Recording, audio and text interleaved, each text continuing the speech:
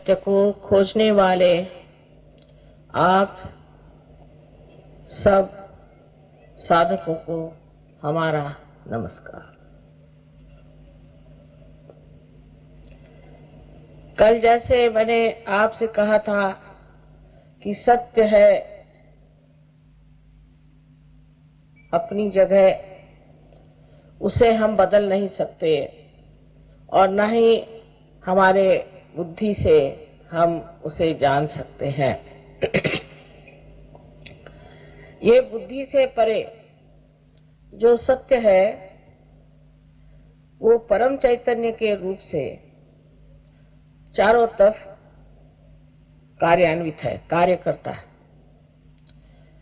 ऐसी बात तो अनेकों ने कही और आपने भी सुनी है, लेकिन आज तक किसी को प्रचीति नहीं आई, उसका बोध नहीं हुआ, किसी ने उसे महसूस नहीं किया। उसका कारण एक था कि उसे जानने के लिए अपने नसों पर हमें एक सूक्ष्म स्थिति प्राप्त होनी चाहिए, और वो सूक्ष्म स्थिति है आत्म साक्षात्कार, जिसके बारे में हर एक धर्म संस्थापकों ने, अवतरणों ने और बड़े बड़े दृष्टा और सद्गुरुओं ने बातचीत की और हमसे कहा कि आप आत्म साक्षात्कार को पहले प्राप्त हो। लेकिन कैसे हो, क्या करें, इसके मामले में बहुत धीरे धीरे ये गुप्त बात कही गई। क्योंकि आप जानते हैं कि संसार में कोई सी भी आधी अधूरी बात लेकर के लोग उसको पैसा बनाने का एक साधन बना लेते हैं। इसलिए ये शुद्ध विद्या के बारे में बहुत कम लोग जानते थे।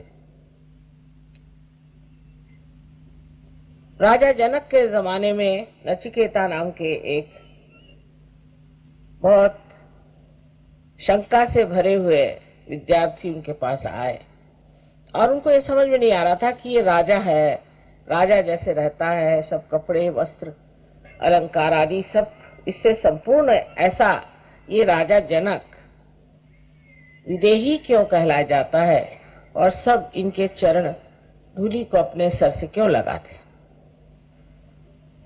तो उनको इन्होंने कहा कि भाई तुम मुझसे सब मांग लो, मैं आत्म साक्षात्कार नहीं दे सकता, क्योंकि तुम बहुत शंका करते हो। ऐसे शंके वाले आदमी को आत्म साक्षात्कार देना कठिन।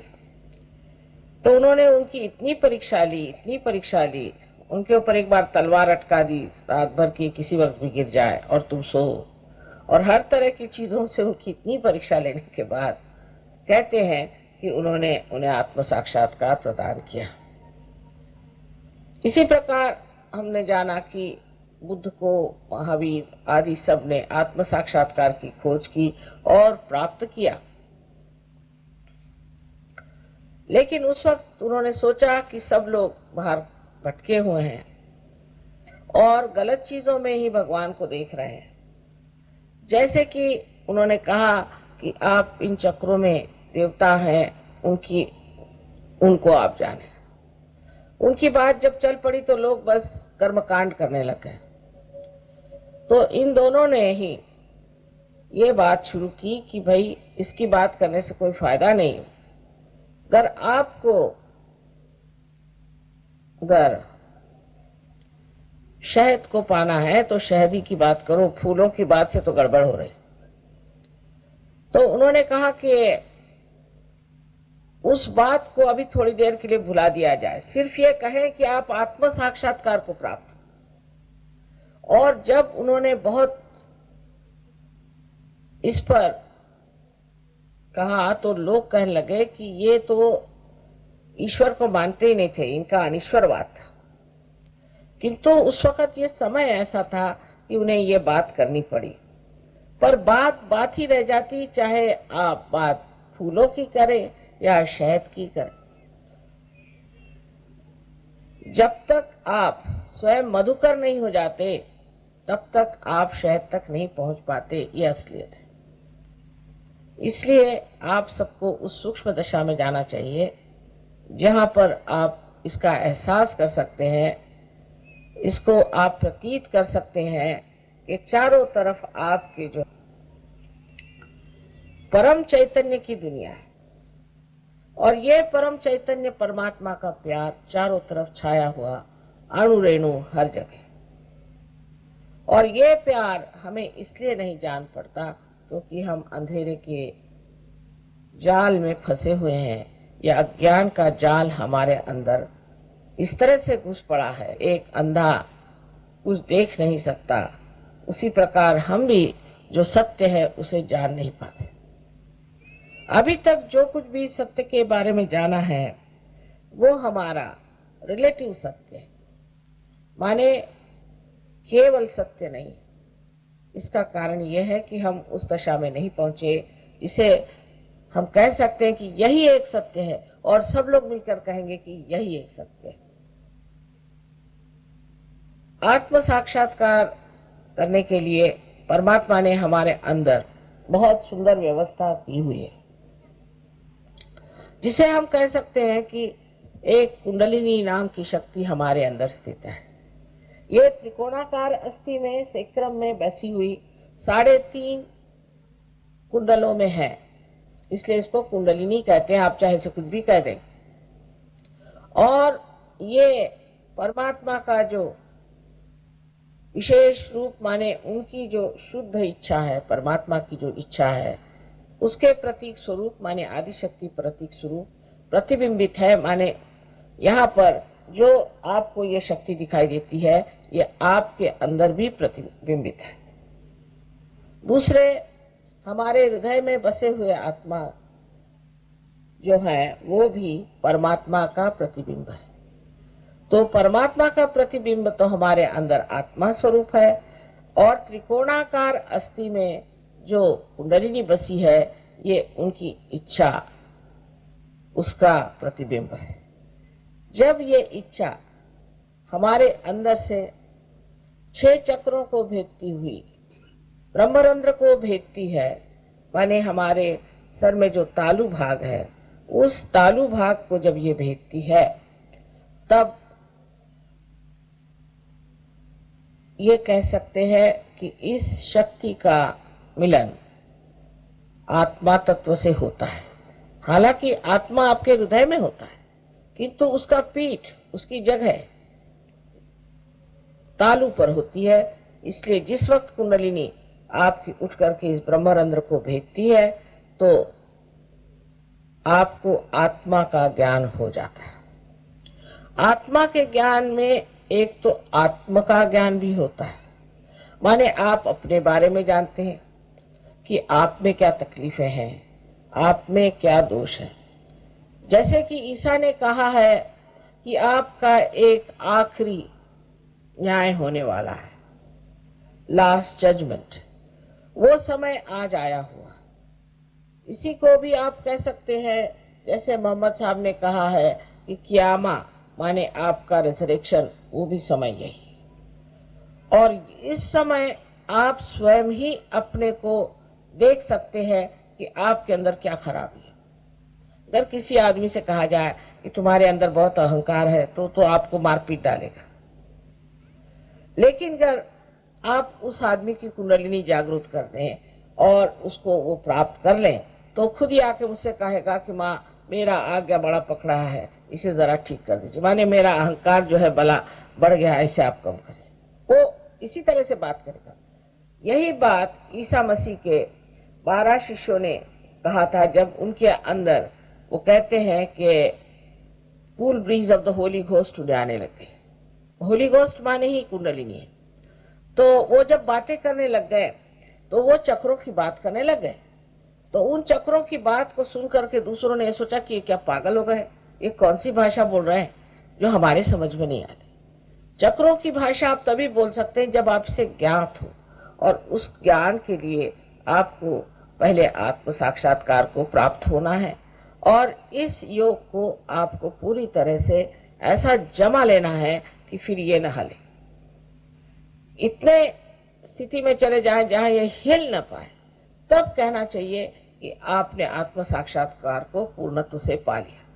कल भी बहुत से लोग जैसे कि पार हो गए, कुंडलिनी आ गई, तो बीच में एक ब्रह्म नाड़ी है, उससे बिल्कुल एक जैसे बाल के बराबर उसकी शक्ति ऊपर उठती, क्योंकि बहुत सारे ऐसे तंतु हैं जिससे ये कुंडलिनी बनी है। उसका एक तंतु मात्र इस ब्रह्म नाड़ी से पहले उठता है और ब्रह्मरंध्र को भेदने के बाद वो धीरे धीरे धीरे धीरे सब चीज को और भी ढीला करता है, रिलैक्स करता है। उससे आपके चक्र भी खुलते हैं और कुंडलिनी के सूत्र ऊपर चढ़ते हैं।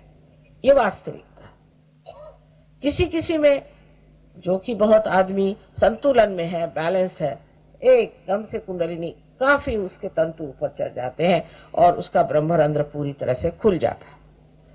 जो सत्य है और जो वास्तविक है वो आपको सुन लेना चाहिए, और आप माने या न माने उसकी आपको प्रचिति कम से कम देखनी चाहिए। शुरुआत में सहयोग के शुरुआत में बड़ी अड़चनें आई, क्योंकि सत्य कहना कोई आसान चीज नहीं है। कोई भी आदमी सत्य को बर्दाश्त नहीं करता। जैसे है कि बहुत से झूठे गुरु संसार में उस जमाने में आए, और लोगों को मैंने ऐसे 16 लोगों के नाम और 6 ऐसी औरतें, उनके नाम पूरे नाम सहित बताया तो सब घबरा गए कि वो मुझे कोई न कोई आके बंदूक से मार देगा। लेकिन आज तक कोई किसी की हिम्मत नहीं पड़ी और ना ही किसी ने मेरे ऊपर केस की इस मामले में। तो इसका मतलब है कि ये जो लोग हैं, झूठे लोग हैं, वो खुद ही डरपोक है और वो घबराते हैं इस बात से कि सत्य जो है वो एक बार संसार में आ जाएगा तो हमारा पेट कैसे भरेगा। आप लोगों से सहयोग के बारे में इतना कहना है कि ये एक जीवंत क्रिया है, और जैसे एक बीज आप पृथ्वी तत्व में डालने से उसको अंकुरित करते हैं, वैसे ही आपके अंदर की कुंडलिनी सहज माने आपके साथ जन्मी हुई वो कुंडलिनी जागरूक होकर के योग को प्राप्त करती है, और ये सहज योग ये आपका जन्म सिद्ध अधिकार है। तब फिर आपके अंदर स्वतंत्र आता है। स्व माने ये कि स्व माने आपके आत्मा, और उसका तंत्र माने उसका मैकेनिज्म काम करने लग जाता है। जो हम आज स्वतंत्रता की बात कर रहे हैं ये असली स्वतंत्रता नहीं, ये तो थोड़ी देर की ऐसा लगता है कि हम स्वतंत्र हो गए, क्योंकि अगर ये अंग्रेज नहीं जाते तो सहयोग भी कहां से होता। ये अंग्रेजों के जाने से सहयोग तो ठीक चल पड़ा, लेकिन इसका मतलब ये नहीं है कि हम पूरी तरह से स्वतंत्र हो गए, क्योंकि हमने अपने स्व का तंत्र जाना नहीं। तो इस स्वधर्म को जानने के लिए आत्म साक्षात्कार होना चाहिए। बड़े बड़े संतों ने इस पर कहा हुआ है। शिवाजी महाराज जो कि वास्तविक में एक बड़े भारी संत ही थे, क्योंकि वो भी एक आत्म साक्षात्कारी पुरुष थे। उन्होंने कहा कि स्वधर्म जागवाओ, इससे आगे आपको क्या करना है, स्वधर्म का जागरण करें। तो स्वधर्म के जागरण के करने के बगैर कुछ नहीं हो सकता, लेकिन लोग करने क्या लगे कि उस चीज को छोड़ करके दूसरी चीजें करने लगे। हर धर्म में ये लिखा है कि आप उस अविनाशी तत्व को प्राप्त करें। ऐसा कोई धर्म नहीं जिसने ये कहा है कि आप बस इधर उधर लड़ाई झगड़ा करो, इसकी गर्दन काटो, उसकी गर्दन काटो, या बड़े बड़े प्रवचन करो, लेक्चर दो। इस तरह कोई भी धर्म में नहीं लिखा है। उल्टे तो आदि शंकराचार्य ने कहा है कि शब्द जालम से छुट्टी पाओ। ये शब्द जालम है सारा। इसलिए जो बैठ करके आपको बड़े बड़े प्रवचन सुनाते हैं और बड़े बड़े कथानक सुनाते हैं, इससे हमारी कुंडलिनी का जागरण नहीं हो सकता। उल्टे जैसे कि कबीरदास जी ने कहा है कि पढ़ी पढ़ी पंडित मूर्ख भये, वो हो जाता है। दुनिया भर की बेकार की चीजें खोपड़ी में भर जाने से वहां का जो सत्व है वही खत्म हो जाता है। इसका मतलब ये नहीं कि आपने पढ़ा है वो सब बेकार ही है, पर उसका चयन, उसको जानना कि कौन सी चीज पढ़नी, कौन सी चीज नहीं पढ़नी। विलायत में तो मैं देखती हूँ, जहां जाती हूँ, कि वहां तो जैसे गुरु शॉपिंग होता है। कहेंगे देखो इस गुरु से आप मिले हैं क्या, पार्टीज में, हम तो वहां बिल्कुल चुपचाप खड़े होते हैं। वो तो है महंगाड़ा, पर है अच्छा। माने क्या चीज है भगवान जाने। कोई महंगाड़ा होगा, कोई जरा सस्ता होएगा। गुरु के यही वहां पे वर्णन होते हैं कि कौन कितना महंगा है और कौन कितना सस्ता है। क्या गुरु को भी अगर आप खरीद ले तो वो आपका गुरु कैसे होगा? जो अगर आप गुरु को खरीदना जानते हैं तो फिर दुनिया में कोई चीज ऐसी रही नहीं गई कि जो कोई महान हो, विशाल हो, आपसे ऊंची हो सकती। पर जब आप इस चीज को प्राप्त करते हैं तब आप स्वयं ही गुरु हो जाते हैं। मैं आज गुरु तत्व के लिए इसलिए कह रही हूँ क्योंकि कल नाभि चक्र के बारे में कहा था, उसके चारों तरफ हमारे गुरु तत्व है। और स्वादिष्ठान चक्र जिसके बारे में मैंने कल बताया था, वो जैसे कि नाभि चक्र में से निकल करके उसकी एक ग्रंथि चारों तरफ घूमती है और इस जो आपको हिस्सा दिखाई दे रहा है इसको प्लावित करती है।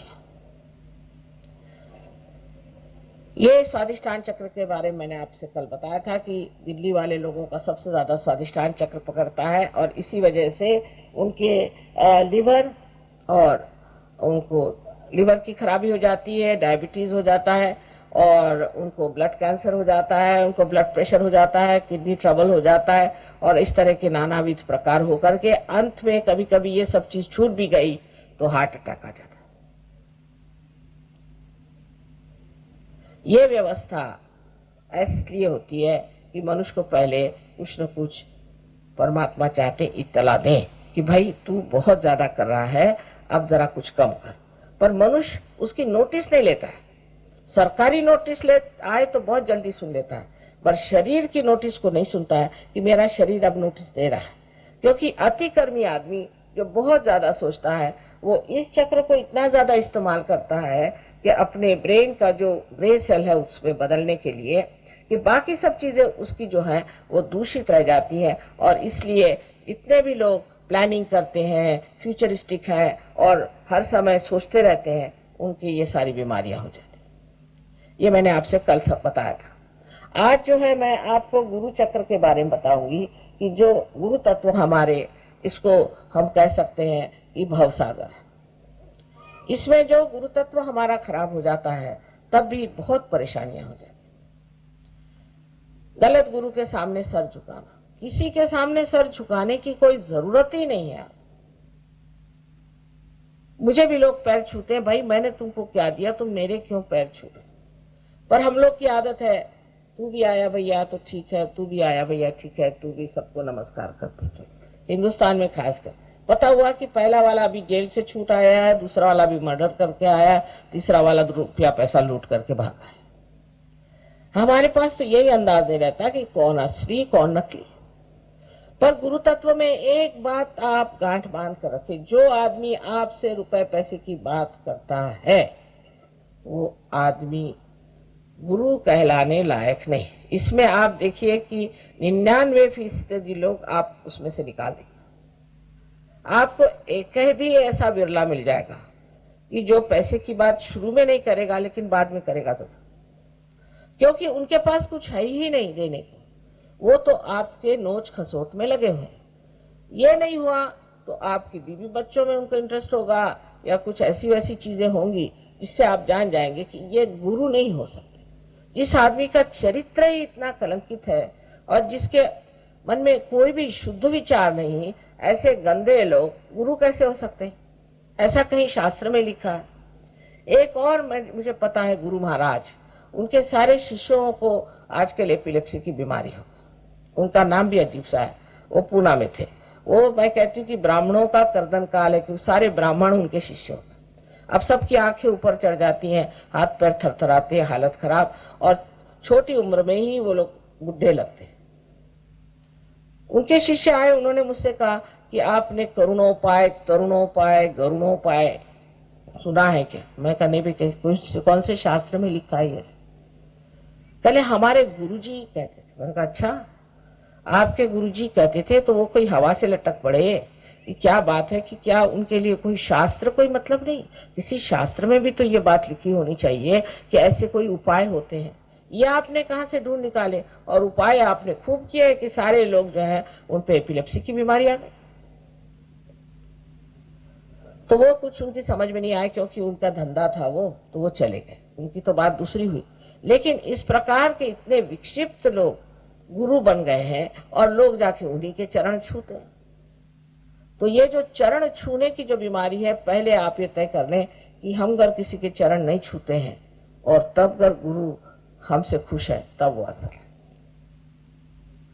वो आपको अपना गुलाम बना लेगा, कैसी कैसी बातें आपको समझाएगा कि जिससे आपसे वाह वाह वाह वाह क्या बात है। कुछ कहेगा कि तुम्हारे बाप कैसा हुआ, तुम्हारे माँ कैसा हुआ, ये तो कोई भी बता सकता है। इसको मन कवड़ी कहते हैं। ये लोग मन की बात बता सकते हैं। एक तरह के ये भी पिशाच विद्या और गंदी विद्या करते हैं, मैली विद्या, और उससे वो ये सब काम करते हैं। उससे आप लोग अभिभूत हो जाते हैं। लेकिन समझ लीजिए किसी ने आपसे बातें बताई भी, तो उसमें क्या विशेष मिल गया? उससे कोई आपके अंदर परिवर्तन आया, या आपके अंदर आनंद आया, या उससे कोई आपको सुख मिला है? आपको खुद सोचना चाहिए कि इससे कौन सा सुख मिला है। अभी हमारे पास ऐसे बहुत से ये गुरुओं के मार खाए हुए लोग आते हैं, जिनके कि घर लूट गए, बच्चे बिगड़ गए, सब दुनिया बर्बाद हो गई। तो सबसे पहले तो आपको देखना चाहिए कि इनके शिष्य कैसे, उनकी आदतें कैसी हैं। उनके शिष्य तो दुनिया भर के धंधे करते हैं और कहने लगे कि बाबा ने मुझे अंगूठी दे दी। अरे भाई, फायदा क्या उस बाबा की अंगूठी का, अगर आप धंधों से नहीं बचते और डबल ही धंधे करते हैं। तो हमने कहा कि अगर आप इतने धंधे करते हैं तो ये बाबा की अंगूठी का फायदा क्या? कह ले इससे एक फायदा है, कुछ भी करो कुछ नहीं होता। मैं कहा वाह। उसके बाद 2 साल बाद हार्ट अटैक आ गया और वो चले गए, सुधार गए अपने आप। सो इन चीजों की तरफ आपको अपनी बुद्धि थोड़ी सी तो भी लगानी चाहिए और सोचना चाहिए कि इससे हमें क्या प्राप्त हुआ। फिर कोई कहेगा चलो ये साधना करो, साधना करें, आज करी, दूसरे साल करी, तीसरे साल करी, चौथी साल साधना करते रहो। उससे फायदा क्या हुआ? आपका क्रोध उससे ठीक नहीं हुआ, आपकी तबीयत उससे ठीक नहीं हुई, उल्टे आप बीमार पड़ गए। तो फिर वो लोग कहते हैं कि देखो भाई, गुरु जो है वो थोड़ा सा आपको आशीर्वाद दे सकता है, पर आपके सारे कर्म तो नहीं खा सकता। तो फिर ऐसे गुरु को पालने की क्या जरूरत है? इस प्रकार आपका गुरु तत्व खराब हो जाता है। और आपको आश्चर्य होगा कि बहुत से कैंसर के पेशेंट्स गुरु तत्व खराब होने से होते। कम से कम जिन कैंसर को मैंने ठीक किया है, उसमें से कम 80% लोग गुरु के ही माताहत पाए। गुरु नहीं तो कोई भूत विद्या, नहीं तो कोई तांत्रिक, नहीं तो कोई इसी तरह का प्रकार। अब ये तो विचक्राफ्ट वगैरह तो अमेरिका में बहुत ही ज्यादा चल पड़ा है। वही लोग कैंसर को पाते, और इस कैंसर को भी ठीक करना बहुत आसान हो जाता है, क्योंकि जब इस भूत विद्या से कोई ऐसा असर आता है, अगर आपको ये मालूम है कि इस आदमी को उस चीज से हटाना कैसे, वो आदमी ठीक हो सकता है। तो कैंसर अगर आपको हुआ है तो सहयोग में आकर के ठीक है, आप ठीक हो जाए, पर आप अभी ठीक हो जाइए जिससे कैंसर ही ना हो आपको, वो बेहतर बात है। खासकर गुरु तत्व खराब होने से हमारा यहाँ पर जो 11 एकादश रुद्र है, एक चक्र यहाँ है, वो पकड़ जाए। और जब ये पकड़ जाता है तो समझ लेना चाहिए कि कैंसर की शुरुआत हो। अब आपको मैं बताती हूँ कैंसर कैसे होता है, समझने की बात है। अब आप डॉक्टर हो या न डॉक्टर हो, बहुत आसानी से समझ सकते हैं कि हमारे अंदर 2 सिंपैथेटिक नर्वस सिस्टम है, लेफ्ट और राइट, और दोनों कार्यान्वित होती है। एक से लेफ्ट से शक्ति जाती है, एक राइट से शक्ति जाती है। जब हम कोई काम को करना चाहते हैं, जैसे हमें अपने हृदय के ठोके बढ़ाने, तो हम दौड़ेंगे तो सिंपैथेटिक नर्वस सिस्टम से हम कर लेते हैं। पर जिस वक्त वो शांत होता है और अपने नॉर्मल स्थिति में आता है, वो पैरासिम्पैथेटिक से आता है, वो भी चौकी। सो क्या होता है कि जब बहुत ज्यादा हम इस्तेमाल करने लगते हैं तो ये टूट जाता है, ये चक्र है बीच में, ये टूट गया तो ये इधर बहने लग गया, और इसको कहते हैं कि अपने आप ही चलने लग गया, क्योंकि इसका संबंध जिससे कंट्रोल करने का है, वो ब्रेन जो है उससे संबंध ही टूट गया इस चक्र का। अब आपको तकलीफ होने लग गई कैंसर की, कैसे कि ये ऐसी आपकी, अभी इसको कहते हैं वल्नरेबल, माने इस वक्त आपकी तैयारी है कि आप कैंसर पालें। कोई अतिकर्मी आदमी हो उसे कैंसर हो सकता है, कोई भी एक आदत का आदमी हो उसे कैंसर हो सकता है, कोई सी भी चीज से आप रगड़ खाते हो उसे कैंसर हो सकता है, वल्नरेबल है। पर फिर लेफ्ट साइड से यही जो मैंने आपसे कहा था कि अपने अंदर जो कुछ मरा हुआ है, जो भूतकाल में हुआ है, शुरू से अनादिकाल से, जब से ये सृष्टि बनी तब से हमारे अंदर लेफ्ट साइड में है, उसमें से अगर कोई चीज अंदर घुस आए तो वही कहते हैं कि शुरुआत करता है, ट्रिगर करता है। उसको डॉक्टर लोग प्रोटीन 53 या प्रोटीन 58 कुछ भी नाम दीजिए, नाम बस दे देते हैं। अब ये हमारे हिंदुस्तान में तो गुरुओं की बीमारी, लोगों हर गांव में जाओ तो वहां ये गुरु है तो वो गुरु, फिर काशी के गंडे दोरे तावीज ये सब चलते हैं, हाथ में माला दे देंगे, आप रटते बैठे रहिए, इसको रटने से विशुद्धि चक्र में माने आपके थ्रोट में हो सकता है। फिर मंत्र दे देते हैं, मंत्र देने से भी आपको कैंसर हो सकता है। जिस चीज का आपको मंत्र देंगे, समझ लीजिए आपको विशुद्धि चक्र का दिया या नाभि का मंत्र दे दिया, समझ लीजिए, और आपका विशुद्धि चक्र खराब है तो क्या फायदा नाभि के चक्र से। और दूसरी बात ऐसी भी है कि अब शिव जी का मंत्र दे दिया किसी, शिव तो हृदय में रहते लेकिन आपका संबंध नहीं है और आप शिव शिव शिव शिव कहने लगे, तो जैसे कि कोई समझ लीजिए यहाँ पर प्राइम मिनिस्टर साहब हैं तो आप जाकर के और उनके नाम से पुकारना शुरू कर दें तो पुलिस आपको पकड़ लेती है। ऐसे ही शिव स्वयं ही नाराज हो जाते हैं आपसे, क्या वो आपकी जेब में बैठे हैं, हर समय उनको परेशान करते रहते हो, तो आपका हृदय पकड़ जाएगा और सारे शिव भक्तों को हार्ट अटैक आता है। उसी तरह गुरु तत्व को जो लोग महाराष्ट्र में बहुत है, यहाँ जरा कम है गुरु तत्व, उसको जब वो गुरु महिमा पढ़ते हैं, गुरु का ये पढ़ते हैं, वो करते हैं, तो आप पहचान लेंगे कि इनको पेट की तकलीफ है। आप कहिए आप गुरु को मानते हैं, हाँ। आप दत्तात्रेय को मानते हैं, हाँ। आपको पेट की तकलीफ है, हाँ। जिस चीज पे आप इस तरह से लग जाते हैं उसी की आपको तकलीफ हो जाती है। अब हनुमान जी का यहाँ बड़ा जोर है, वो भी अच्छी बात है, पर हनुमान जी कोई आसान नहीं।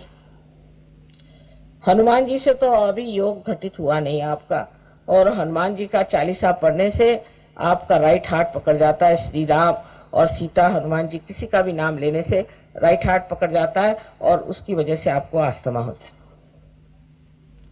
अस्थमा हो ही जाएगा, ये मैं आपको बता, आप छूट नहीं सकते क्योंकि आपका राइट हार्ट पकड़ जाए। फिर इसी प्रकार की बहुत सी चीजें हैं जिसको आप रटते रहते हैं, पर इसमें एक और चक्र पकड़ता है, वो है लेफ्ट विशुद्धि, क्योंकि मंत्र के कहने से जबकि आपका कनेक्शन नहीं है तो लेफ्ट विशुद्धि भी पकड़। इसका साधारण एक उदाहरण ये बताया कि जब तक आपके फोन का अगर कनेक्शन नहीं हुआ और आप फोन ही घुमाते रहे तो फोन खराब हो जाता है। उसका कनेक्शन होना बहुत जरूरी है, और जब तक ये कनेक्शन नहीं होता है, अगर आप ऐसा ही द्राविड़ी प्राणायाम करते रहें तो आप इंसान है, इतने नजाकत से और इतने प्रेम से परमात्मा ने आपको संवारा है, बनाया है, वो नाजुक चीज है, उसे आप क्यों रगड़ रहे हैं। फिर बहुत से गुरुओं का ये भी है कि तुम सोमवार करो, मंगल करो, बुध करो, गुरुवार, शुक्रवार, शनिवार सब करो, और रविवार को सारा पैसा लाके मुझे दे दो। खूब अच्छे से उपास करो भाई। ऐसे परमात्मा कैसे कह सकते हैं कि आप अपनी अगर माँ से नाराज हो तो कहते आज मैं खाना नहीं खाऊंगा, हो गया, सारा घर खराब हो जाता। ये तो परमात्मा को नाराज करने का तरीका है कि मैं ये खाना नहीं खाऊंगा, मैं ये नहीं करूंगा, मेरा आज उपवास है। और उसमें भी उल्टापना बहुत, यानी अंधश्रद्धा की हद है। उल्टापना ऐसा है कि जिस दिन जन्म होता है भगवान का उसी दिन उपवास करो, माने उस दिन कोई सूतक है क्या, उस दिन कोई मर गया। आपके घर में बच्चा पैदा होते तो आप लड्डू बांटते, और जब भगवान पैदा होते तो आप भूखे मरते हो। इसका कोई कारण होना चाहिए ना। ये किसने पढ़ाया है पता नहीं, एक एक चीजें ऐसी दिखाई देती है कि समझ में नहीं आता कि एक तो ऐसे ही अज्ञान और ऊपर से इस तरह का अज्ञान, उससे कितनी बीमारियां हो जाती। एक महाशय थे, वो सहयोगी थे, हमारे पास आए तो हम तो हमारा प्रसाद तो चना है, तो उनको चना दिया गया, तो इधर उधर देखने लग गए। हमने कहा क्यों भाई क्या बात? कहले आज संकष्टी है तो आज हम चना नहीं खाएंगे, आज उपवास है। अरे मैंने कहा आप इतने बड़े गणपति भक्त हैं, आज वो संकष्टी जो कि उनका जन्म दिवस माना जाता है, उस दिन आप कुछ खाएंगे नहीं? ये किसने बताया आपसे? नहीं कल ऐसे ही हम। तो मैंने कहा आप आए किस सिलसिले में? कहना हमें प्रोस्टेट ग्लैंड की तकलीफ। मैंने कहा होगी ही, क्योंकि प्रोस्टेट ग्लैंड तो श्री गणेश ही आपके संभालते हैं, तो आपको और क्या होने वाला है, प्रोस्टेट ग्लैंड तो हो ही गए। पर मैंने कहा कि अब आप चना खाइए। आपको आश्चर्य होगा, वो उन्होंने चना खाया और मैंने कहा मैंने उपवास छोड़ दिया, गणेश जी मुझे क्षमा कर दो, अब आप जिस दिन पैदा होंगे उस दिन मैं मोदक खाऊंगा। वापस गए, प्रोस्टेट ही ठीक हो गया। एक छोटी छोटी बातों में हमने गलतियां करी, बड़ी छोटी छोटी बातों में। फिर हमारे ये दर्द होता है, कभी वो तकलीफ होती है, ये सब छोटी छोटी बातों में हम गलती करते गए। जिसने जो कहा वो कर। हम लोग इस कदर निंदे लोग हैं, इस कदर हमारे अंदर अभी गुलामी का इतना बीज है कि कोई कुछ भी कह दे वो करने लगते। कहने लगे कि साहब आज अब हमने हरा धनिया खाना छोड़ दिया। हमने कहा क्यों भाई हरा धनिया क्यों? क्योंकि हमारी जीजी नहीं खाती है, तो हमने सोचा हम भी नहीं खाए। हमने कहा भाई वो नहीं खाती, वो कल अकल वाली जो आप ही अकल का काम कर रहे हैं, आपको छोड़ना है तो कद्दू वद्दू छोड़ दो, पर ये हरा धनिया क्यों छोड़ते हैं? सारा जायका खाने का चला जाए। इस तरह के पागलपन के हमारे अंदर आहार और इस तरह के विचार हमारे अंदर बहुत सारे भरे हैं। नहीं खाएं, रोजा रखेंगे, 40 दिन का रोजा रखेंगे और पूरे समय तो खाने पीने की बात सोचते रहे। क्या फायदा ऐसे रोजे रखने से, उपवास करने से? एक पर्युवेशन है, तरह तरह की चीजें हमारे अंदर इससे आ गई। धर्म का तत्व किसी भी धर्म में मुझे लगता है कि जैसे एकदम पूरी तरह से ढक सा है। इतनी बाह्य की चीजें हैं, इतनी गलत चीजें इसके अंदर आ गई कि लोग अब कहने लग गए, या फिर बच्चे कहते हैं ये क्या धर्म मर्म है? सब झूठ। झूठ नहीं है, धर्म है हमारे अंदर। जो 10 धर्म है ये हमारे भव सागर में है, और ये 10 धर्म मनुष्य के हैं। जैसे कि कार्बन की 4 वैलेंसीज होती है, ऐसे हमारी 10 वैलेंसीज होती है। और जब ये खराब हो जाती हैं तभी हम मनुष्यता से गिरते जाते हैं और हमारा शरीर भी फिर उससे खराब होते जाता है। अब जैसे कि नानक साहब ने कहा है, उनसे पहले मोहम्मद साहब ने कहा क्या आप शराब मत पियो। उस जमाने में आप जानते हैं कि सिगरेट विगरेट नहीं थी, तो उन्होंने कहा भाई शराब मत पियो, कोई मादक चीज मत पियो। उनके बाद वही नानक साहब बन के आए, उन्होंने कहा नहीं बाबा शराब भी नहीं पियो और सिगरेट भी मत पियो। अब कहेंगे कि हाँ पर उन्होंने तो ड्रग लेने के लिए मना नहीं किया था, तो अब ड्रग लेने में क्या हर्ज है? माने ये कि हम ढूंढते रहते हैं किस तरह से अपना सर्वनाश करें। अब उस वक्त में ड्रग थे कहाँ? अब मैं कहूं कि ड्रग मत पियो, समझ लीजिए, तो आगे जाकर आप कहेंगे कि माताजी ने सिर्फ ड्रग को मना किया था, बाकी तो मना ही नहीं किया। लेकिन ये सोचना चाहिए कि कोई भी मादक चीज लेने से वो आपके चेतना पे असर करती है, इसलिए उसको नहीं लेना चाहिए। ये लोग जो हमें बता गए वो हमारे भले के लिए और हमारे संतुलन के लिए। अगर हमारे अंदर संतुलन नहीं आएगा तो कुंडलिनी कैसे जगेगी? जब बीच में ही रुकावट हो जाएगी तो कुंडलिनी कैसे जग सकती है और वो कैसे अंदर जा सकती? तो उन्होंने कहा आप संतुलन में रहो। अब धर्म के कर्म कांड भी तो हजारों है, वो भी इतने व्यर्थ और इतने बेकार हैं कि कुछ पूछे नहीं। कोई मर गया तो, कोई पैदा हो गया तो, किसी की शादी हो गई तो, दुनिया भर के कर्म कांडों में सबने लपेट लिया, और अगर उसमें मेरे तो किसी का अर्थ ही लगता नहीं। कोई अर्थपूर्ण चीज हो तो उसे करना चाहिए, निरर्थक कुछ न कुछ क्योंकि हम लोग करते आए उसी ढंग से आज चलना चाहिए या करना चाहिए, ये गलत बात है। फिर उसके ऊपर लोग निकलते हैं बड़े सुधारक, वो भी अंधे, वो क्या सुधारना करेंगे? वो अपनी चीज निकाल लेते हैं। जैसे कि हिंदू धर्म में ये गलतियां हैं तो आर्य धर्म, आर्य समाज निकला। आर्य समाज के लोगों से तो बाप रे, उनसे आप बात करते करते पागल हो जाएंगे, ऐसा लगेगा कि इनसे बात करना छोड़ के समुद्र में कूद पड़े। इतने तो वो आर्ग्यूमेंट करते हैं आपसे, इतने आर्ग्यूमेंट करेंगे कि आप घबरा जाएंगे। वो प्रकाश है, वो फलाना, अरे भाई कुछ अंदर तो हो, बाहरी बाहर आप बोले जा रहे। इस तरह की चीजें हम रोजमर्रा अपने जीवन में देखते हैं। ईसाई धर्म में भी इतनी गलतियां और इतनी गड़बड़ है कि जिसकी कोई हद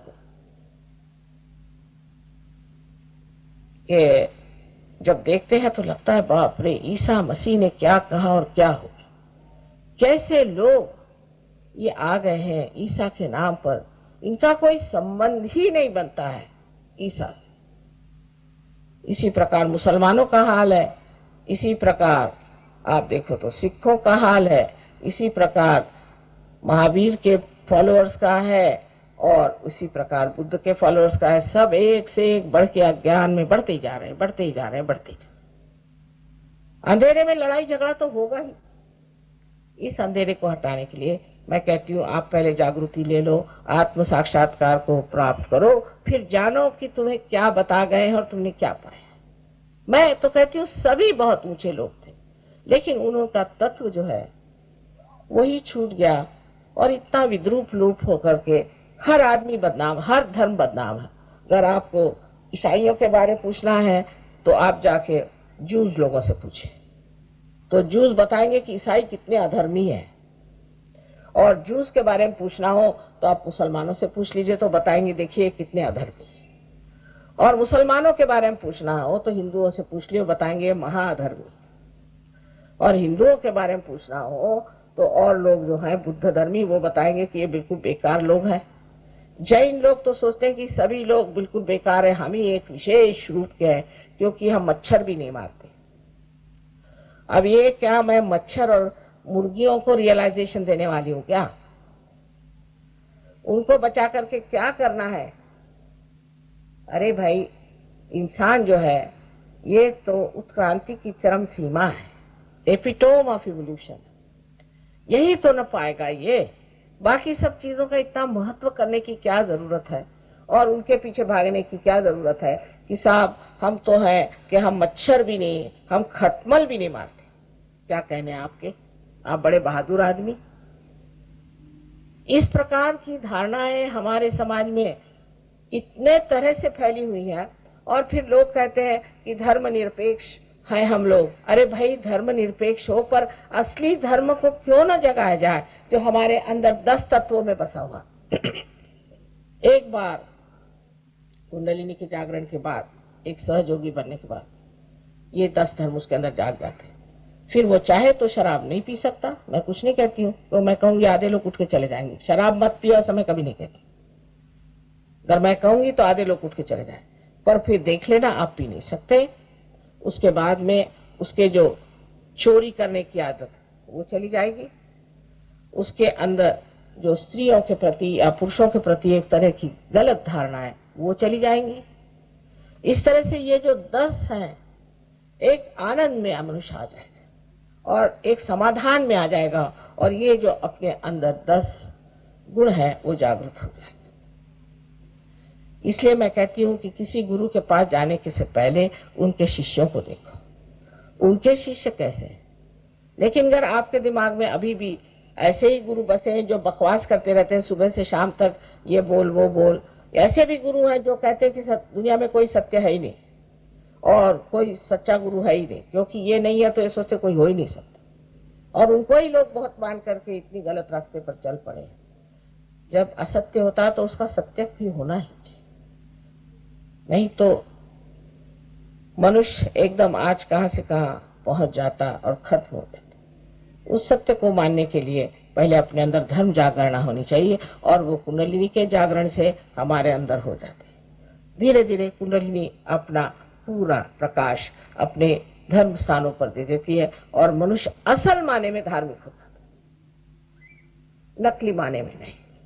जैसे कि हमारे यहाँ किस्सा है कि एक बार नामदेव एक कावड़ लेकर के और पानी लेकर के द्वारिका जा रहे थे और पूरे समय वहां से चल करके वहां तक पहुंचे और अब मंदिर में चढ़ने की बात आई तो वहां देखा एक गधा प्यास से मर रहा है। तो उन्होंने अपने कावड़ का सारा पानी उसी को दे दिया। तो उनका क्या कर रहे हो, तुम तो भगवान को चढ़ाने आए थे। मैंने कहा कहने मैंने भगवान ही को चढ़ा। अब वहीं से लौट पड़े। ये धर्म की जो सूक्ष्म भावना है, प्रेम की और समझने की कि किसकी क्या जरूरतें हैं, किसको क्या देना चाहिए, ये सब हमारे अंदर धर्म जागृत होने पर ही आती है, बाहर के धर्मों से नहीं आने वाली। और बाहर के धर्मों में तो एक साधारण बात है कि कोई भी धर्म के आप हो, हर पाप आप कर सकते हैं, कोई आप पे बंधन नहीं। पर सहयोगी नहीं कर सकता। अगर करता है तो उसके सब चैतन्य एकदम गायब हो जाएगा हाथ से, उसका आनंद ही छूट जाएगा। वो कर ही नहीं सकता, गलत काम कर ही नहीं सकता, वो किसी को मर्डर कर नहीं सकता, न ही वो किसी को दुख दे सकता है। हाँ, वो आपसे ये जरूर स्पष्ट कहेगा कि आप में तकलीफ है, इसे ठीक कर लीजिए। उसे आप चाहे दुख समझे चाहे कुछ समझे, पर ये तो कोई बताने वाला चाहिए ही। आज सहयोग इतने जोर से दुनिया में फैला है, 30 देशों में ये सहयोग चल पड़ा। आज भारतवर्ष में भी मैं कहती हूँ महाराष्ट्र में सहयोग बहुत जोर से फैला है, और हो सकता है कि उत्तर प्रदेश में भी और आपके दिल्ली में इधर भी सब दूर सहयोग बहुत जोरों में फैल जाएगा। लेकिन बहुत ज्यादा फैलना ये सहयोग का कर्तव्य नहीं, ठोस लोगों को तैयार करना ही सहयोग का कर्तव्य। इसलिए बहुत से लोग हैं कि वो हाँ हम माता जी आपके घर में रखे फोटो, हम रोज ध्यान करते हैं, इससे नहीं होना। ये एक समष्टि, एक कलेक्टिव का कार्य है, एक शरीर है। उस शरीर के आप अंग प्रत्यंग है और सबको जागरूक होना पड़ेगा। और जब तक आप एक साथ नहीं मिलकर के करेंगे, आपको उसका लाभ बहुत कम रहेगा। और थोड़े दिन बाद आप ही आकर कहेंगे कि हाँ कैंसर तो ठीक हो गया, लेकिन अब किडनी की बीमारी होगी। ये तो शरीर की तो विशेष बात है नहीं, लेकिन जो आत्मा का आनंद मिलता है, कल मैं आत्मा के बारे में आपको बताऊं। नाभि चक्र के बाद में आप देखें कि ऊपर में हृदय चक्र है, जिसे कि हम अनहत चक्र भी कहते हैं। और लोग कहते हैं कि यहाँ पर जो स्पंदन होता है ऊर्जा का, वो अनहत है, माने एक ही सुनाई देता है। लेकिन ये चक्र जो है, ये हमारे शरीर में जो स्टर्नम हड्डी है इसके नीचे में है, और ये साक्षात जगदम्बा का चक्र है, जहाँ मां स्वरूप आप है। इस स्टर्नम की हड्डी में डॉक्टर लोग जानते हैं कि एंटीबॉडीज बनती हैं 12 साल की उम्र तक, जो कि बाद में सारे शरीर में फैल जाती हैं। और जो कोई बीमारी आपके ऊपर आती है या कोई तकलीफ होती है, तो ये एंटीबॉडी उससे लड़ती है। ये वास्तव में सहयोग के हिसाब से गण है, जो कि माँ सारे शरीर में फैला देती है। पर जब भी कभी मनुष्य को भय लगता है, या उसको कोई मानसिक तकलीफ हो जाती है, या कोई मानसिक पीड़ा हो जाती है, तब ये चक्र जो है ये उसका संदेशा स्टर्नम को दे देता है, और यहाँ स्टर्नम हिलने लग जाता है, और उससे ही सारा संदेश इन एंटीबॉडीज को चला जाता है, और वो सुसज्ज हो जाते हैं। अब जैसे ब्रेस्ट कैंसर की बीमारी बहुत कॉमन है, इसलिए औरतों को होती है कि उनका मातृत्व जो है वो धोखे में है। एक आदमी है, वो बीबी की परवाह नहीं करता और इधर उधर आवारा टाइप का है, इधर उधर घूमता है, दूसरी औरतों के पीछे लगा हुआ है। ऐसी औरतों को एक तरह से अपने मातृत्व पे ये लगता है कि मैं माँ हो गई हूँ और मेरे मातृत्व की इन्होंने इज्जत नहीं की, तो उसका जब मातृत्व हिलता है तो उसे ब्रेस्ट कैंसर हो सकता है। अमेरिका में बीमारी बहुत ज्यादा है, हालांकि वो लोग कहते हैं कि हम तो स्वतंत्र है, चाहे जिस आदमी के साथ रहे, जिस औरत के साथ रहे, लेकिन इस तरह की चीज बड़ी दुखदायी होती है, बहुत दुख देती है, और वो दुख जो है कैंसर के रूप में प्रकटित होती है। इसके अलावा भी बहुत सी बीमारियां इस चक्र के खराब होने से होती है, पर विशेष करके इससे उससे होती है कि जिससे हमारे अंदर एक तरह से मानसिक भय आ जाता है। किसी भी चीज से हम भयभीत हो जाते हैं। तो हो सकता है कि किसी के माँ बाप बड़े जबरदस्त हो, या किसी का बचपन बहुत खराब बीत जाए, या किसी तरह से उसे परेशानी में रहना पड़े, या कोई भी उस पर आघात आ जाए, एकदम वो स्कूल में खराब हो जाए उसकी हालत, या उसके इम्तिहान में वो फेल हो जाए, कोई ना कोई ऐसा आघात उस पर आने से ही ये चक्र पकड़ जाता है। और मानसिक स्थिति को ठीक करने के लिए ये चक्र जो है इसको ठीक करना पड़ता है। कि जानना चाहिए कि आपकी माँ जगदम्बा है, वो इतनी शक्तिशाली नहीं है, आपको क्या हो सकता, लेकिन ये कहने से नहीं होगा। जब तक कुंडलिनी जगदम्बा वहां नहीं जाती है और जब तक उसको प्लावित नहीं करती है, मनुष्य ठीक नहीं होता। आजकल तो बहुत से बच्चे और बहुत से लोग ऐसे हैं जो डिप्रेशन में चले जाते हैं। ये डिप्रेशन इसी चक्र के पकड़ से आता है। इसको ठीक करना भी बहुत आसान है, सरल है, सहज है, सिर्फ ये कि कुंडलिनी का जागरण होना चाहिए। उसके बाद का जो चक्र है, विशुद्धि का चक्र है, ये बहुत बहुत ही महत्वपूर्ण है, क्योंकि इसकी 16 पंखुड़ियां हैं और ये सारे आंख, नाक, मुंह, जीभ सब जो कुछ भी है उसको चालित करती हैं, कंठ को भी चालित करती हैं। इस चक्र को बहुत से लोग इसलिए भी खराब कर देते हैं, जैसे स्मोकिंग से या ज्यादा बोलने से, कोई लोग कम बोलने से, मौन रहने से, ऐसे अनेक चीजों से चक्र खराब हो जाता है। पर सबसे ज्यादा ये मंत्र बोलने से, गलत मंत्र बोलने से बहुत ज्यादा ये खराब हो जाता है। उसकी वजह से लेफ्ट साइड जब पकड़ जाती है तो यहाँ का ये, आप जब ये सोचते हैं कि मैं बहुत दोषी हूँ, मैंने गलती की, मैंने वो गलती की, तब ये चक्र पकड़ते हैं। जब ये चक्र आप पकड़ते हैं तो इससे अंजाइना की बीमारी हो सकती है आपको, और भी अनेक बीमारियां हैं जो कि इस चक्र से, जैसे स्पॉन्डिलाइटिस वगैरह इस चक्र से। राइट साइड के चक्र से आपको जुकाम हमेशा रहेगा, आपको तकलीफ रहेगी, आपका आवाज जो है वो बुढ़ाई जाएगा जल्दी, और बोलते वक्त में आप ठीक से बोल नहीं पाएंगे। कोई कोई लोग तो एकदम कुछ दिनों बाद एकदम मौन ही ले लेते हैं, इतना ज्यादा ये चक्र खराब हो जाता है। लेकिन इसके आगे की दिशा ये है कि अगर आप एक ही मंत्र को बहुत बोलते रहे, जैसे हरे रामा हरे कृष्णा, इन लोगों को यहाँ का थ्रोट का कैंसर हो जाता है। इस तरह के मंत्र बोलने से थ्रोट का कैंसर हो जाता है, और फिर उसकी जो आगे चीज बढ़ती है तो वो फिर हो सकता है कि सारे शरीर में फैल जाए। पहले उस चक्र पे ही गति करती है कैंसर की, और उसके बाद में दूसरे चक्रों में भी ये उतर सकता है। अब ये विशुद्धि चक्र जो है ये वैसे तो बहुत जरूरी है, क्योंकि इसी से हमारे हाथों का संबंध है, और इन्हीं हाथों में आप इसका एहसास करते हैं कि हमारे चारों तरफ परम चैतन्य फैला हुआ, इसका आप एहसास कर सकते हैं, इसको जान सकते हैं। लेकिन जब ये विशुद्धि चक्र आपका खराब होता है तो हालांकि आप कहते हैं माँ हमको तो बड़ा अच्छा लगा, हम बहुत रिलैक्स्ड हो गए, आराम मिला, ये हाथ में नहीं महसूस होता। इसकी वजह ये कि ये आपका चक्र खराब है।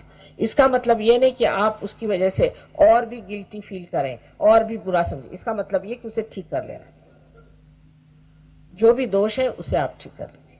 बहुत अहंकारी मनुष्य का भी राइट साइड पकड़ जाता है, जो बहुत वल्गना करता है, मैं ऐसा हूं, मैंने ये किया, ऐसे मतलब हवाई घोड़े पे जो बैठे होते हैं उनका भी ये चक्र पकड़ जाता है, और उसके भी अनेक विध तकलीफ और परेशानियां उसके सामने आ जाती है। इस चक्र के बाद आज्ञा चक्र है, ये भी बड़ा महत्वपूर्ण है, और खासकर दिल्ली वालों के लिए, क्योंकि यहाँ लोग सोचते बहुत है, सोचते ही रहते, पता नहीं क्या सोचते, पागल जैसे सोचते रहते हैं। अब उस सोचने से ये चक्र बहुत चलने लग जाता है। इस चक्र में यही सोचा जाता है ज्यादातर, इसने मुझे ये कहा मैं इसको ऐसा ठीक कर दूंगा, उसने मुझे ये करा मैं उसको ठीक कर दूंगा। अरे भाई, मनुष्य का तो ये स्वभाव ही है कि किसी की तारीफ न करो, किसी की तारीफ। मुझे भी लोग गालियां बकते, आपको आश्चर्य होगा कि मुझे भी गाली बकने वाले दुनिया में लोग हैं। तो जिसकी आदत पड़ गई गाली बकने की, वो तो हर एक चीज को गाली बकेगा, और अगर उसको कुछ नहीं मिला तो एक लैंप पोस्ट को भी जाके गाली बक देगा।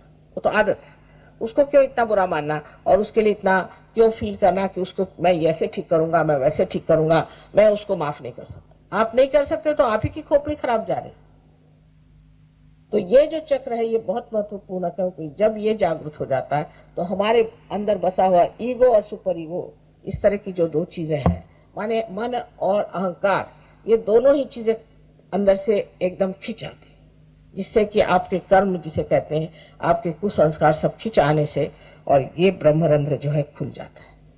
उसके ऊपर जो गोल सी जगह बनी हुई है, इसी को लिम्बिक एरिया कहते हैं। ये लिम्बिक एरिया है जो खुली हुई जगह है, और ये बहुत महत्वपूर्ण है। जब ये लिम्बिक एरिया आपकी खराब हो जाती है तब आपको आनंद मिलना तो असंभव, लेकिन कोई आनंद की लहर भी नहीं आती। अब जब आप ये सब मॉडर्न म्यूजिक सुनते हैं, अब ये पता लगाया गया है ये जो मॉडर्न म्यूजिक है इससे आपकी लिम्बिक एरिया जो है वो बिल्कुल संवेदनशील नम हो जाती है। तो पहले तो शुरुआत में जो ये म्यूजिक शुरू हुआ था तो सर्वसाधारण तरीके से सुन सकता था आदमी। अब तो ऐसा है कि आपके कान फट जाएं और ऐसा लगता है कि सर फट जाएगा। इस तरह का जबरदस्त म्यूजिक जब तक नहीं होगा तब तक समझ में नहीं आ सकता। और पहले जमाने का जो क्लासिकल इनका म्यूजिक था वो तो अब लोग सुनते ही नहीं, क्योंकि उनकी समझ में नहीं आता है, उससे कोई संवेदन नहीं होता। और अपना जो क्लासिकल म्यूजिक है जो कि बहुत ही संवेदनशील है, उसके लिए तो संवेदना ही नहीं रही तो उनको क्या समझ में आए।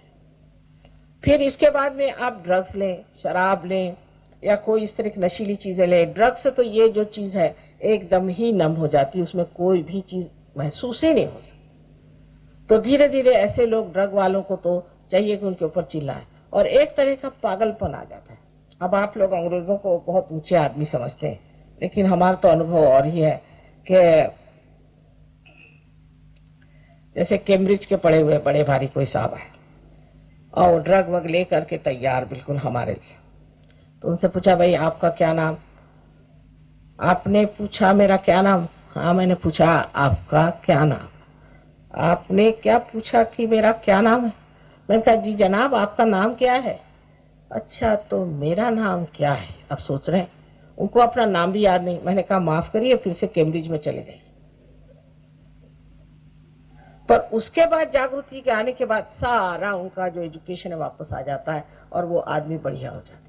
ये ड्रग लेने से मनुष्य कितना महामूर्ख हो जाता है, ये अगर देखना आपको हो तो आप कभी इंग्लैंड आइए तो मैं आपको दिखाऊं, और यहाँ 2-4 लाख कर दिखाने से लोगों को पता हो जाएगा कि मनुष्य कितना महामूर्ख हो जाता है। फिर आपके बच्चे जो ये लेते हैं उनकी मृत्यु भी बड़ी जल्दी हो जाती है। जैसे कोकेन लेने से मनुष्य आधी जिंदगी जीता है और आधी जिंदगी तड़पता है और उसके बाद वो खत्म ही हो जाता है। इसलिए ड्रग बुरी चीज है। लेकिन ड्रग को तो इतना बुरा कहते हैं पर शराब को नहीं कहते, क्योंकि इतने सालों से वहां शराब चल पड़ी है। हर गांव में जाइए तो जो पब होएगा, सबसे बढ़िया जो घर होगा पब होएगा और उसमें किसी राजा का या रानी का नाम होगा। अपने यहाँ कोई राजा रानी का नाम रखे तो लोग उस पर डेफेमेशन केस कर दे। पर इस तरह की वहां पे चीज चल पड़ी थी, उसकी वजह से शराब और ड्रग्स से इन देशों का सर्वनाश हुआ जा रहा। और फिर अपनी स्वतंत्रता में इन्होंने कोई भी बंधन न रखने से इनका ऐसा ही सर्वनाश हो जा रहा है। अब आपको उस रास्ते पे जाना है या परमात्मा के रास्ते पे जाना है, या आप समझ लीजिए, पहले सोच लीजिए कि ये लोग कहाँ जा रहे हैं और हमें कहाँ जाना है। ये अगर गड्ढे में गिर रहे हैं तो आपको भी गड्ढे में गिरना है तो गिर जाइए। हालांकि उसमें से भी बहुत से लोग सहयोग में आ गए, लेकिन जब गड्ढे में गिर के आते हैं तो ऐसे बढ़िया वो लोग हैं कि आप देख के हैरान हो जाएंगे कि उनको कितनी श्रद्धा और कितना विचार है। और वो श्रद्धा अंधी नहीं, जानी हुई श्रद्धा, और उसके सहयोग के लिए प्राण देने को तैयार है। तो इसी प्रकार जब आप ऊपर देखते हैं तो सबसे आखिरी जो चक्र है उसे सहस्त्रार कहते हैं। ये सहस्त्रार हमारे लिम्बिक एरिया के चारों तरफ जो हमारी नसें हैं 1000 वो नसें, जिस वक्त कुंडलिनी अंदर जा करके उसको प्रज्वलित करती है तो अंदर ये नसें ऐसी दिखाई देती हैं जैसे कि कोई प्रज्वलित बहुत सुंदर शांत ऐसी शिखाएं हो, जैसे कि उसको आप कह सकते हैं कि जैसी लौ, अलग अलग लौ और अनेक रंगों से भरी हुई इतनी सुंदर दिखाई देती है। यही इसके लिए ही कहा गया है, बाइबल में कहा गया कि I will appear before you like tongues of flames. यही सहस्त्रार है।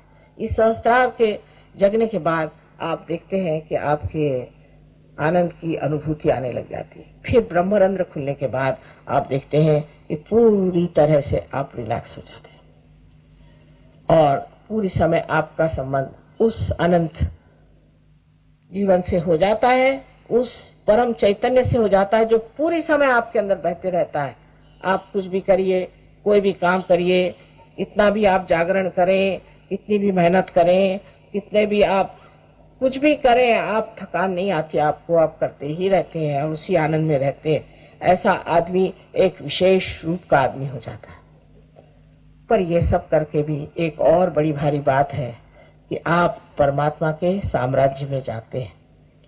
परमात्मा के साम्राज्य में जाते हैं, वहां इस कदर एफिशिएंसी है, अपने टेलीफोन जैसा मामला नहीं। एक बार परमात्मा को याद करने से ही काम हो जाता है। आपको आश्चर्य होगा कि ये सामने कैसे खड़े? अरे भाई, मैं तो सोच रहा था इनको कहां से ढूंढ के लाऊं, ये तो सामने खड़े। कोई चीज आपको चाहिए, वो सामने आके खड़ी हो जाए। ऐसे प्रश्न जो है छूटते ही जाते हैं, छूटते ही जाते हैं, और आपको लगता है कि क्या मैं तो कुछ कर ही नहीं रहा हूं। हमारे यहाँ ऐसे भी बच्चे आए हैं कि जो क्लास में बिल्कुल फेल होते थे और उनके माँ बाप लेके आए, आज वो फर्स्ट आ रहे हैं, उनको स्कॉलरशिप मिल रही है। जो कोई आपको स्कॉलरशिप वाला मिलेगा अधिकतर वो सहयोगी होगा। सारे इम्तिहानों में फर्स्ट आ रहे हैं। भाई हुआ कैसे पता नहीं। अभी एक लड़का 25 साल में चार्टर्ड अकाउंटेंट हो गया। मैंने कहा कैसे अकल है, सहज हो? वो हुआ कैसे तुम? भाई 25 साल में तो कोई होता ही नहीं। वो कहने पता नहीं माँ मैं कैसे होगा, मुझे पता ही नहीं, मैं हो गया चार्टर्ड अकाउंटेंट। इस प्रकार इसके इतने डायमेंशंस है, इतने आयाम है, इतने आशीर्वाद है कि उस आशीर्वाद को पहली मर्तबा आप जानते हैं कि ये आशीर्वाद है। हर तरह के प्रश्न आपके जो है वो डूब जाते हैं कहीं, और आप अपने मस्ती में रहते हैं, आनंद में रहते हैं। आशा है आज भी आप सब लोग इसे प्राप्त करेंगे और उसे पूरी तरह से जोड़ लेंगे। और अगर चाहें तो 2-4 प्रश्न पूछें, लेकिन बेकार के प्रश्न पूछने से समय बर्बाद करना है।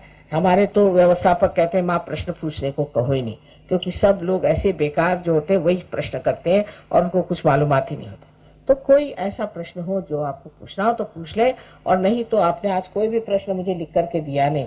मैंने कहा था कि आप मुझे लिख करके प्रश्न दें तो मैं वो जवाब दे दूंगी, तो आज कोई भी प्रश्न दिया, इसका मतलब आपको कोई प्रश्न है ही नहीं। पर अगर हो तो पूछ लीजिए, एक आध प्रश्न पूछ लीजिए।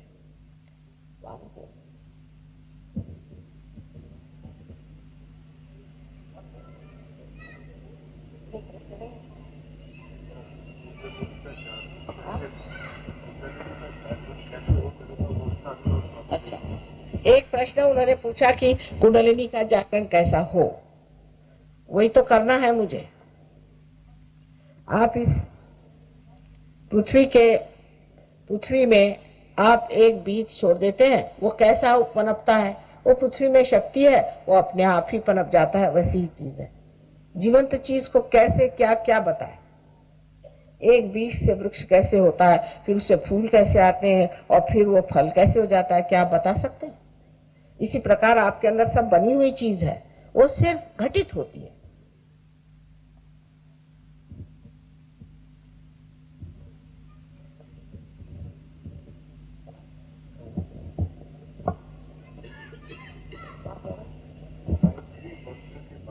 अब गायत्री मंत्र जो है वो उन लोगों को कहना चाहिए, कल मैं इस पर बताऊंगी विशद रूप से, जो कि लेफ्ट साइडेड है। माने जो बिंधे हैं, जो डरते हमेशा, जिनसे कुछ काम नहीं होता, जो हमेशा दूसरों से भयभीत रहते हैं, ऐसे लोगों को गायत्री मंत्र कहना चाहिए।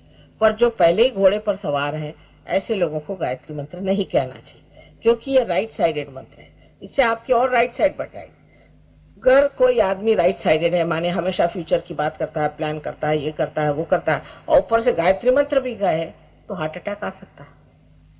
क्योंकि गायत्री मंत्र वैसे भी रियलाइजेशन से पहले तो कोई मंत्र कहना ही नहीं चाहिए, पहली बात। और रियलाइजेशन के बाद भी आपको देखना चाहिए, तारतम्य उसका होना चाहिए कि कौन सी आपकी साइड है, आप लेफ्ट साइडेड है या राइट साइडेड है। लेकिन गायत्री मंत्र में जो बात कही गई है उसका कुंडलिनी से क्या संबंध है वो मैं अभी बता दूं आपको। हालांकि ये लेफ्ट राइट साइड की सारी शक्ति है, क्योंकि ये मटीरियल यानी जो जड़ वस्तु है, और उससे भी आकाश तत्व आदि अनेक तत्वों से संबंधित है। अब हमारे शरीर में जो यहाँ पर आप देख सकते हैं कि जो कुंडलिनी है और जो पहला चक्र है जिसे कि हम मूलाधार कहते हैं, मूलाधार चक्र, और दूसरा मूलाधार। पहले चक्र है और फिर मूलाधार। मूलाधार माने जिसमें मूल रखा हुआ है, वो है सेक्रम्बो। ये दोनों पृथ्वी तत्व से बना है। तो भू से शुरुआत हुई, फिर उसके बाद में भूर्व। स्वादिष्ठान चक्र जो है अंतरिक्ष में फिरता है, इसलिए भूर्व से बना। ये उसके इसेंसेस है, भूर्व स्वाहा। स्वाहा माने इसेंस है नाभि चक्र का, जहां पर के सब चीज जो है वो डाइजेस्ट हो जाती है, सब कंज्यूम हो जाती है। ये नाभि चक्र भूर्व स्वाहा। अब यहाँ पर जब आता है तो मन, स्वधा मन, यहाँ मन है। मन माने अभी आपको जैसे मैंने बताया कि ये मन का चक्र है, कि मनुष्य का मन जो है वो इससे प्रज्वलित होता है। अगर कोई मनुष्य मिंधा हो, उसकी हालत खराब हो, तो उसके अंदर ताकत आ जाती है, उसके अंदर प्रोत्साहन आ जाता है, मन। फिर ये जन, क्योंकि ये कलेक्टिव का जन, इससे हम जनों को देते हैं, हाथ से हम देते हैं, हाथ मिलाते हैं, नमस्कार करते हैं। जो भी हमारा संपर्क शारीरिक होता है वो इस चक्र से होता है। हम बोलते हैं, भाषण करते हैं, किसी से वार्तालाप करते हैं, इस चक्र से होता है। इसलिए ये जन, और फिर ये तप है। आज्ञा चक्र जो है ईसा मसीह का है, उसने तप किया था, वो तपस्विता हमारे अंदर है, वो तप है। ये तप है और फिर सत्य आपको सहस्त्रार पे मिलता है। इस प्रकार 7 चक्रों का जो इसेंसेस है वही आपको गायत्री मंत्र में है, लेकिन उसके कहने से आपको पहले जानना चाहिए कि आप कौन सा मंत्र को किस वजह से इस्तेमाल कर रहे हैं। इस सब चीजों को समझ लेना चाहिए। उसको आप सहयोग में कोई मंत्र वगैरह कहने की भी जरूरत नहीं होता, तो कुंडलिनी खड़ाक से ऊपर चली जाती। पर ये जो बताया गया, जब लोग जानते नहीं थे तो मंत्र उच्चार करके लोगों को वो ट्रांस में डाल देते थे, उनको भुलावे में डाल देते थे और उनको एक तरह से कुछ क्या कहना चाहिए कि अभिभूत कर लेते थे। जैसे एक साहब हैं, उनसे हमने पूछा, भाई तुम्हें कौन सा मंत्र दिया गया? तो कह ले उन्होंने तो कहा हमारे गुरुजी ने बताना नहीं। कितने रुपए दिए? कह ले 300 पाउंड्स दिए एक मंत्र के। कौन सा मंत्र दिया भाई? नहीं, वो बताने का नहीं, बड़ी मुश्किल से बताया। तो एक साहब बताते हैं इंगा, एक बताता है पिंगा और तीसरा बताता है ठिंगा। और कोई हिंदुस्तानी को बताए तो वो समझ जाए। अब आप राम का मंत्र दिया, राम का मंत्र दिया सो राइट हार्ट। राम का मंत्र दे दिया आपको, किस लिए दिया? आपको क्या अस्थमा की बीमारी है जिसलिए दिया? किस लिए आपको मंत्र दिया है? ये नहीं, ऐसे ही उन्होंने राम दिया, मैं राम राम करता हूँ, हो गई बीमारी अस्थमा की, क्योंकि आप राम राम राम राम कर रहे हैं। राम चंद्र जी के आपके नौकर है, अवतरण है वो। उनका नाम लेते वक्त जरा गर्दन झुका करके भी नाम ले लिया, हो जाता है अगर आप पार हैं तो। अगर आप पार नहीं तो आपको कोई अधिकार ही नहीं, आपको साम्राज्य में नहीं। समझ लीजिए आप इंग्लैंड के रहने वाले नहीं है और आप वहां की क्वीन को जाके कहें कि साहब देखो मुझे राशन नहीं मिलता इंडिया में, तो कहेगी भैया मुझसे क्या कह रहे हो, तुम जाके अपनी गवर्नमेंट से कहो। ऐसी बात है कि जब आप उसके गवर्नमेंट में नहीं आए भगवान के, तो आप उससे मांग क्या रहे हैं? आप पहले उसके गवर्नमेंट में तो आओ, उसके आप नागरिक बनो, उसके सिटीजन बनो, फिर आप जो चाहे सो। इतना तर्क शुद्ध लॉजिकल, इतना लॉजिकल है सारा कुछ, और इतना साइंटिफिक है, इतना साइंटिफिक है कि डॉक्टर लोग भी हैरान होते हैं। अभी ये हमारे यहाँ पे 3 डॉक्टर लोग एमडी कर रहे हैं, एक ने तो कर लिया सहयोग लेकर। इतनी आश्चर्यजनक चीज है, लेकिन हम लोगों को कुछ मालूम नहीं, इसलिए लोग तंत्र लगाते हैं, मंत्र लगाते हैं, दुनिया भर की चीजें करते हैं और उसका इतना रुपया पैसा लेते हैं। हमें ये मंत्र दिया। अरे मंत्र देने के लिए गुरु काहे को चाहिए? कोई गधा भी दे सकता है। जब आपको पता ही नहीं कि क्या मंत्र देना चाहिए, आप क्यों मंत्र दे रहे हैं? जैसे कि जब तक आपकी मोटर ही नहीं शुरू हुई और आप अभी वहीं खड़े हुए हैं और आप ये बोल रहे हैं कि जहाँ बीच में जहाँ रुकावट आने वाली है उसी का आप इंतजाम कर रहे हैं, तो लोग कहेंगे भाई वहां जाओ तो सही, जहाँ रुकावट नहीं वहीं खड़े हो, गोल गोल घूम रहे हो, फायदा क्या? तो हर चीज एक बड़ी शास्त्रीय है, और ये सबसे बड़ी बात, ये हमारा धरोहर है, ये हमारा हेरिटेज है। हिंदुस्तानी लोगों का ये हेरिटेज है, ये भारतीय संस्कृति का देन है हमारे पास। इसको हम नहीं प्राप्त करेंगे तो कौन करेगा? आप इन लोगों को देखिए जो विदेश से आ रहे हैं, ऐसा गाते हैं कि आप हैरान हो जाइएगा। जो मराठी भाषा कितनी कठिन भाषा है, उस भाषा में वो लोग गाने गाते हैं, ऐसे गाने कि आप हैरान हो जाएगा कि इन्होंने कैसे कहा। जिनको हमारे स्वर नहीं मालूम, जिनको गणपति का ग नहीं मालूम, सर्वधर्मों का सार सहयोग में आपको मिलेगा, और सर्वधर्म कितने सत्य हैं वो भी आपको मालूम। इस तरह से कह रहे हैं कि हम सब भाई भाई से कुछ नहीं होता है, लेकिन इसमें हम लोग असली भाई भाई हो जाते हैं, इसमें असली रिश्ता जुट जाता है। ऐसा रिश्ता जुटता है, मैं देखते ही रहती हूँ कि आपस की जो दोस्ती इन लोगों की है, कि विलायत के ये जो अंग्रेज जो पहले अपने बहुत समझते थे, आते हैं वहां से कुर्ता पजामा पहन करके, और पहले तो अपनी भूमि की थोड़ी सी चरण धूली अपने सर में लेते, कहते ये योग भूमि। और जब अपने देहातों में जाते हैं तो ऐसे गले लगाते हैं सबको कि जैसे पता नहीं कहाँ के मित्र मिल गए। पर वही वहां के जो रहने वाले अंग्रेज हैं उनसे भागते हैं, इसके वर्णन बहुत सुंदर ज्ञानेश्वर जी ने किए हैं। किसी वक्त मौका होगा तो आपको सुनाया जाएगा, बहुत ही सुंदर उसका वर्णन कि ये क्या होने वाला है, क्या दुनिया में होने वाली है बात, कैसे लोग होने वाले हैं। और इसकी शुरुआत तो हो ही गई है। आशा है आप लोग भी इसमें गहनता से उतरेंगे।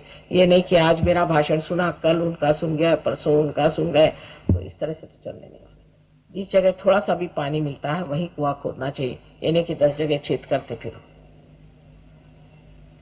आपको कोई पैसा देना नहीं है, कुछ नहीं, सिर्फ थोड़ा समय जरूर देना होगा अपने लिए, और उसमें इसे आप प्राप्त कर सकते हैं। आपकी जो शक्ति उसे आप पा सकते हैं। हो गया? और तो नहीं हुआ।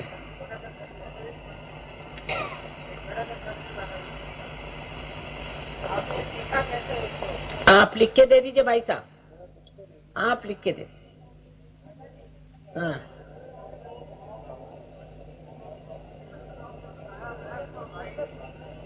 वो कल बताऊंगी ना, कल की बात। कल के लिए भी कुछ छोड़ देना चाहिए। क्या कहा?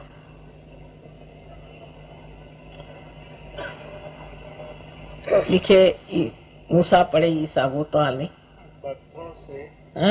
पत्थरों से रोग होने की बात हानि नहीं कर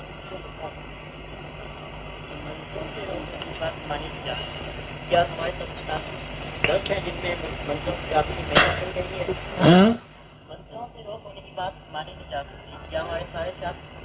नहीं, बिल्कुल नहीं। आपके शास्त्र बहुत सही है, लेकिन एक इस पे बड़ा सुंदर संस्कृत में श्लोक है कि अमंत्रम अक्षरम नास्ति, नास्ति मूलम अनौषधम, अयोग्य पुरुषो नास्ति, योजक तत्र दुर्लभा। कोई भी ऐसा अक्षर नहीं है जिसमें मंत्र नहीं, कोई भी ऐसा मूल नहीं है जिसमें औषधि नहीं, और कोई भी पुरुष अयोग्य नहीं है, लेकिन उसकी योजना करने वाला चाहिए। जो सो पागल खाने से निकल के आकर आपको मंत्र दे रहा है, कोई जेल खाने से छूट करके आके आपको मंत्र दे रहा है, उनको अधिकार नहीं, अनधिकार चेष्टा है। समझे ना? अनधिकार चेष्टा नहीं कर सकते। हम तो कोई भी शास्त्र को बुरा नहीं कहते, लेकिन जो लोग इस तरह से शास्त्र को इस्तेमाल करते हैं और अपने ऊपर इसकी जिम्मेदारी ले लेते हैं कि हम दूसरों को मंत्र दे रहे हैं। काशाय वस्त्र पहन लिया, हो गए बड़े साधु बाबा। अगर कोई साधु बाबा है तो कहा हुआ है कि साहिब मिली है सो ही सदगुरु।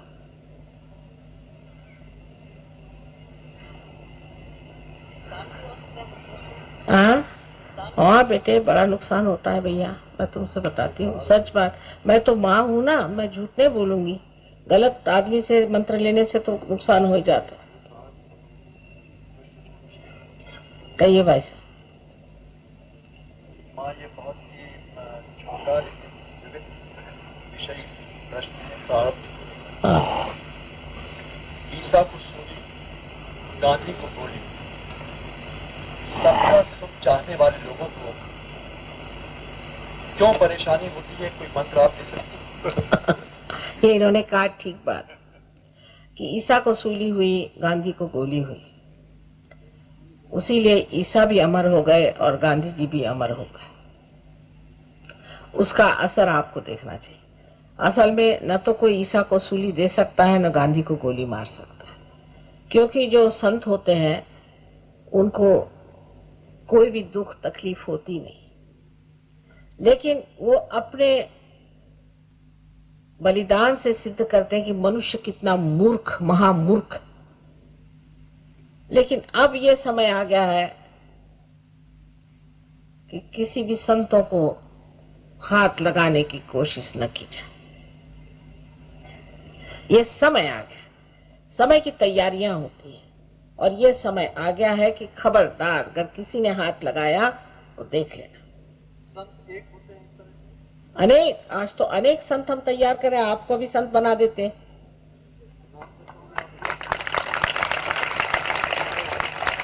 पहले कम होते थे, अब हजारों की तादाद में हो रहे हैं। चक्रों की विशुद्धि कैसे पता लगाए? चक्रों की विशुद्धि कैसे पता लगाए? वह उनको कैसे शुद्ध करें?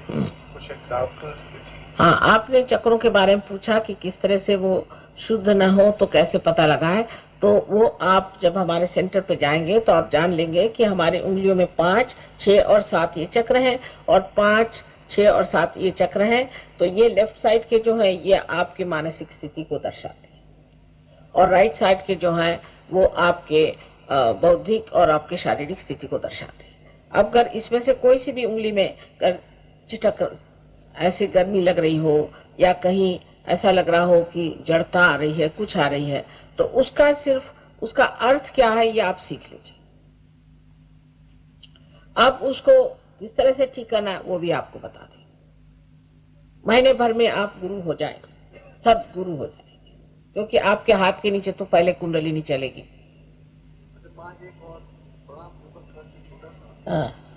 सत्य को किस सीमा तक खींचा जा सकता है कि वहाँ प्रभु का हाथ आशीष के रूप में? बस आप एक बार पार हो जाएं, वहीं आपको उनके चरण मिल जाएंगे और उनका हाथ आप पर आशीष रूप रहेगा। आपका हाथ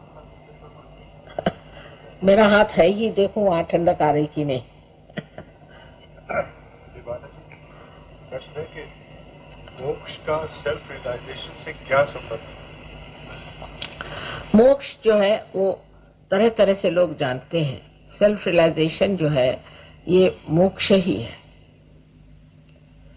सारे संसार की जो विपदा है, तकलीफ है, वो इसलिए है क्योंकि हम अंधकार में, अज्ञान में है।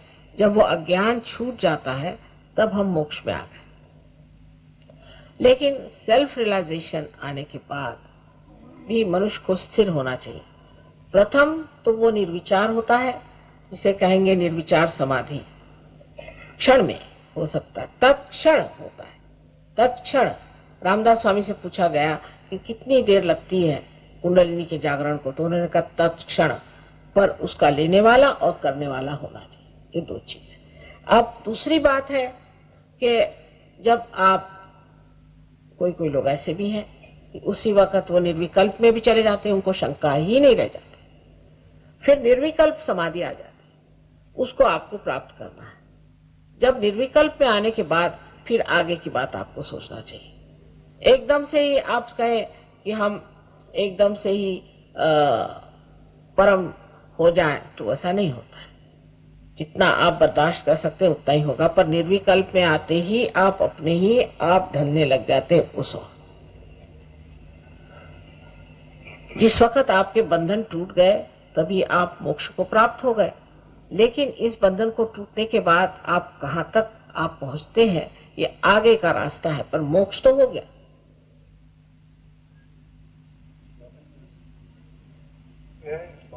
योग विद्या में बताया गया है कि कुंडलिनी जागृत होते समय विभिन्न चक्रों में से विभिन्न प्रकार की आवाजें आती। ये जिसने भी बताया है योग विद्या से में, तो ये योग विद्या वालों को कुछ मालूमात नहीं। आवाज तो तब आएगी किसी भी चीज की जब उसमें रुकावट हो। अगर रुकावट ही नहीं हो तो आवाज कैसी आएगी? तो जब कुंडलिनी चढ़ती है तो उसमें विभिन्न आवाज आने की कोई सवाल ही नहीं उठता है। अगर विभिन्न उसमें आवाज आ रही है तो कोई ना कोई रुकावट है, तब आ सकती है आवाज। इसी प्रकार किसी किसी में गर्मी आ जाती है, किसी किसी की कुंडलिनी बार बार नीचे गिरती है, पर ऐसी कोई विपत्ति की चीज नहीं आती। पर जब कुंडलिनी उठती है तब बहुतों को सुगंध भी आता है, क्योंकि कुंडलिनी जहाँ बैठी हुई है वो मैंने आपसे बताया पृथ्वी तत्व से बना हुआ है, और पृथ्वी का जो कॉजल है, उसका जो तत्व है वो सुगंध है, इसलिए सुगंध आती है जब कुंडलिनी उठती बहुतों को, और ऐसे भी सुगंध आती है बहुतों को जब वो पार हो जाते हैं। पर इसका मतलब ये है कि जैसे आप यहाँ से एयरपोर्ट जाना है, आपको प्लेन पकड़ना, समझ लीजिए, तो इधर उधर सब चल ही रहा है, लेकिन आप तो इस में कि भाई किस तरह से वहां पहुंच जाए, तो ये सब साइड में कुछ न कुछ होते रहता है। पर ये आवाज आना कोई बड़ी अच्छी स्थिति नहीं है। इसका मतलब है कि चक्रों में कुछ रुकावट।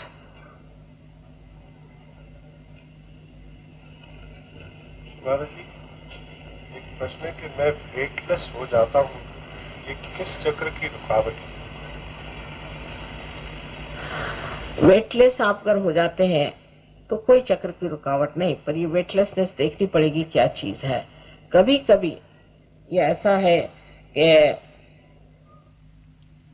उसमें भूत विद्या भी हो सकती है कि कोई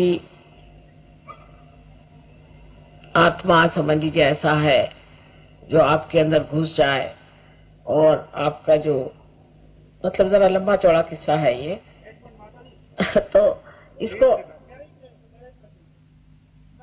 दिन से मतलब ऐसे सम्मेलन में आपके रस्ते से आया था, हाँ, तो उसके बाद से मेरी जिंदगी ऐसी हुई है हाँ, कि मतलब कुछ अनुभव तो हुआ, हाँ, बहुत कुछ अनुभव हुआ, लेकिन मैं बहुत दफा ये वेटलेस हो जाता हूँ। तो फिर बहुत अच्छी बात। तो उसके बाद ही वही मैंने कहा, दो नहीं दशे होते। नहीं नहीं, तो वो तो अच्छी बात है कि वेटलेसनेस आ जाए। हाँ, क्या कह रहे? I feel possessed. अच्छा, that has to be cleared out, है ना? If you feel it is a good idea because you know about it, it can be cleared out, no problem. मुसीबत में क्या करना चाहिए? अब भाई ये तो बड़ा वेग टर्म है। मुसीबत माने कौन सी मुसीबत? हो सकता है आप ही किसी के लिए मुसीबत हो।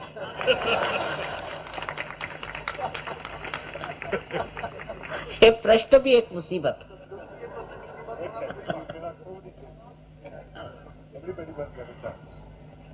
नाद क्या है? हाँ? नाद क्या है इसके बारे में बताइए। अब सारे ही प्रश्न आज ही पूछ लीजिएगा। नाद क्या है, ब्रह्म क्या है? नाद वही है जिस वक्त हमारे अंदर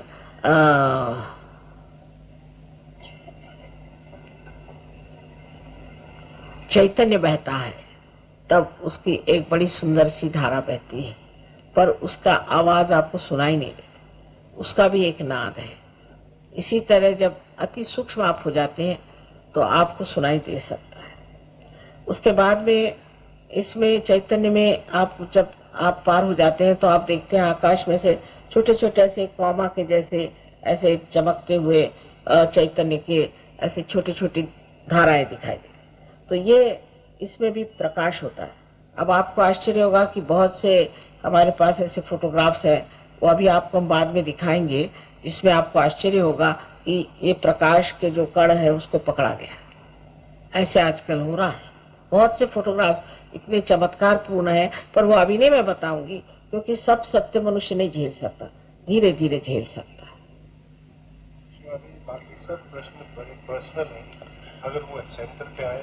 अच्छा, बाकी प्रश्न बहुत ज्यादा पर्सनल होंगे कि मेरा बेटा बीमार है कि मेरी बीवी बीमार है।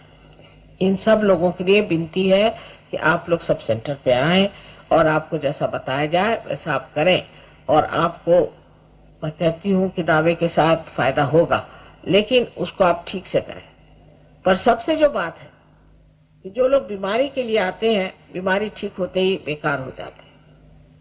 अब ये सोचना है कि जिस लाइट से प्रकाश मिलने ही नहीं वाला, ऐसे लाइट को आप ठीक करेंगे? सो कॉमन सेंस तो भगवान के पास भी है कि वो ऐसे लाइट को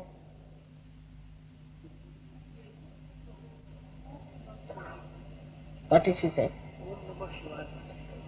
You have been saying. No, that's not correct. Please be seated, I'll tell you, all right?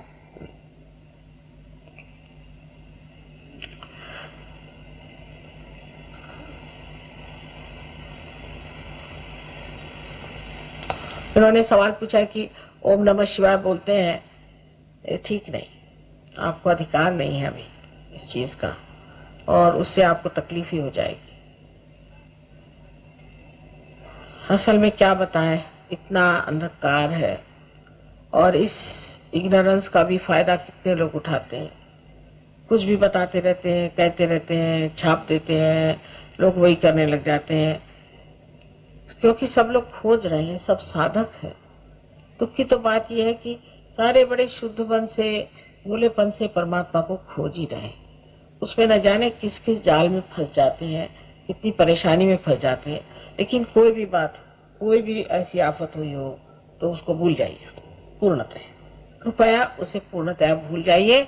और ये ना सोचे कि मैंने ये गलती की, वो गलती की। पहली तो शर्त ये है कि मैंने कोई गलती की ही नहीं, मैं बिल्कुल दोषी नहीं हूं, ये धारणा अंदर बनाए, तभी ये होगा, नहीं तो होने लगा।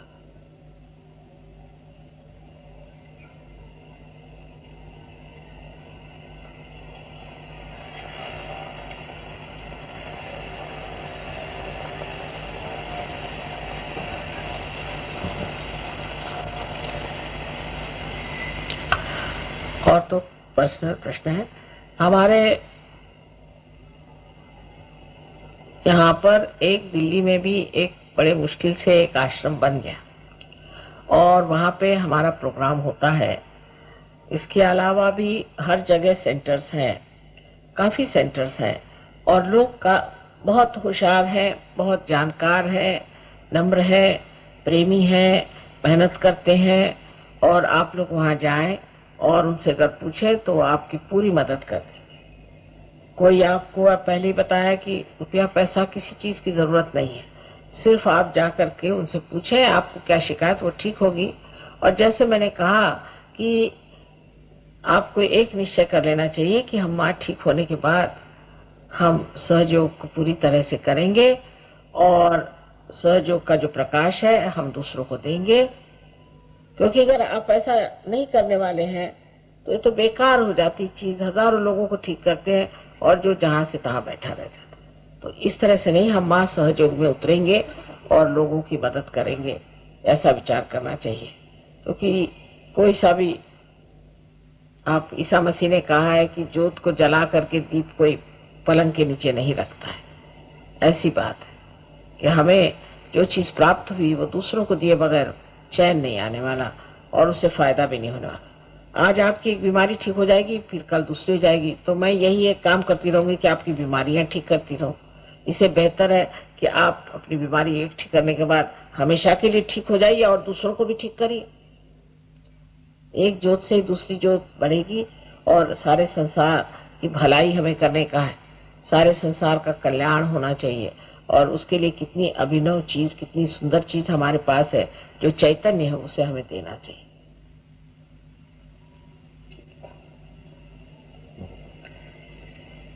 अब हम फिर से कुंडलिनी जागरण का प्रोग्राम कल के जैसे करेंगे। उसके लिए कोई किसी को परेशान होने की बात नहीं। एक 10 मिनट का काम है, 10 मिनट का। आप लोग घड़ी न देखें, कहीं 12 मिनट लग जाए तो मुझको सजा मत देना। और प्रसन्न चित्त बैठे, हम आपकी माँ है, हम कोई गुरु नहीं है, यही सोच करके कि ये कुंडलिनी भी आपकी माँ है और हरेक की अलग अलग माँ है, ये वैयक्तिक है, हरेक प्रकार। आप फूलों पे रख देते ना तो फूल तो नाराज हो जाते हैं। जरा सा आगे,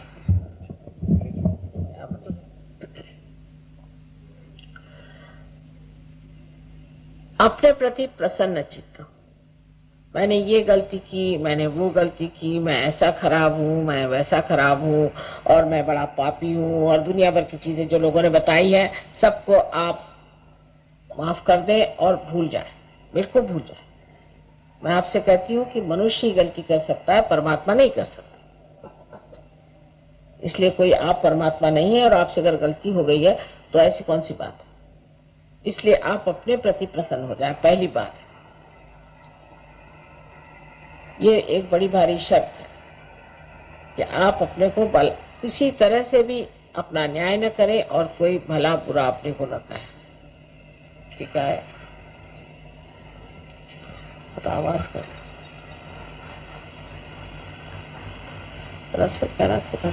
आवाज। हाँ, अच्छा, अब लेफ्ट हैंड आप हमारी ओर कर लें। लेफ्ट और राइट की बात कल बताऊंगी। लेफ्ट माने आपकी इच्छा शक्ति और कुंडलिनी आपकी शुद्ध इच्छा है।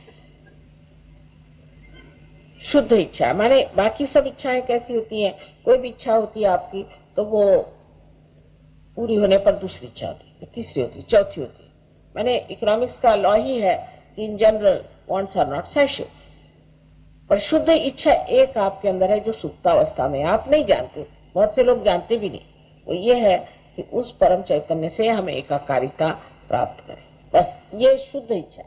बाकी जितनी भी इच्छाएं, आज ये पास करना है, इम्तिहान देना है, नौकरी चाहिए, फलाना, वो होते रहता है, एक के बाद चलती रहती, मनुष्य को समाधान नहीं मिलता। तो शुद्ध इच्छा की जो शक्ति है वो है कुंडली। अब आप लेफ्ट हैंड हमारे और करें, लेफ्ट हैंड से आप इच्छा शक्ति, आपकी इच्छा आप जो कह रहे हैं वो है, और आप इच्छा ये कर रहे हैं कि आपको आत्म साक्षात्कार। एक विनती ये भी है कि जिनको सहयोग करना हो वो बैठे, नहीं तो चले जाए, पर ये नहीं कि आप दूसरे लोगों को देख रहे हैं, ताक रहे हैं। इस वक्त में आपको अपने को देखना है और अपने को जानना है, सीधा ही सब। तो लेफ्ट हैंड आप हमारे और करें और राइट हैंड जो है वो अपने हृदय पे रखें। अब जो राइट हैंड है ये क्रिया शक्ति, इससे हम अपने अनेक चक्रों को प्लावित करते हैं। तो राइट हैंड आप अपने हृदय पे रखें और लेफ्ट हैंड आप हमारी ओर करते हैं। इसका मतलब है आपको इच्छा है कि आप आत्म साक्षात्कार को प्राप्त हो। अब एक बात याद रखना चाहिए कि जो लोग बैठे हुए हैं कुर्सियों पे, वो जूता उतार लें, क्योंकि जूता जमीन को छूना चाहिए। पैर जमीन जो है हमारी परेशानियों को खींच लेती है। जूता चप्पल हो उसे हाथ उतार लें। और जो लोग जमीन पे बैठे हैं उन्होंने तो जूते पहने ही नहीं होंगे, तो ठीक ही बात है। आराम से बैठे, सहज आसन पे, एक के ऊपर एक चढ़ा के आराम से बैठे, पैर ऐसा खोल करके आराम से, पूरी तरह से खोल करके बैठे, पूरे आराम से बैठे, पर गर्दन न झुकाएं न पीछे को डालें, सीधे ऐसे जैसे हम बैठते हैं सहज में ऐसे बैठिए। और आंख जब बंद करना है तो बिल्कुल जैसे हम नींद के वक्त जैसे आंखें बंद कर लेते हैं इस तरह से, न तो उसको ऊपर चढ़ाएं और न ही उसको जोर से दबाएं। बिल्कुल सहज में ही काम होता है, सहज आसन में बैठना होता है। तो ये हाथ हृदय पे है, क्योंकि हृदय में सबसे पहले आत्मा है, इसलिए पहले आत्मा को ही हम ललकारते हैं। दूसरी बात, जब हम आत्मा है तो हम अपने गुरु भी हैं, इसलिए गुरु तत्व जो कि हमारे पेट के ऊपरी हिस्से में है, सारा काम हम लेफ्ट साइड में करेंगे। उस पर आप अपना लेफ्ट हैंड रखेंगे, राइट हैंड रखेंगे लेफ्ट साइड में गुरु तत्व पे। हम खड़े होकर करेंगे, आप अपना हाथ उठाएं,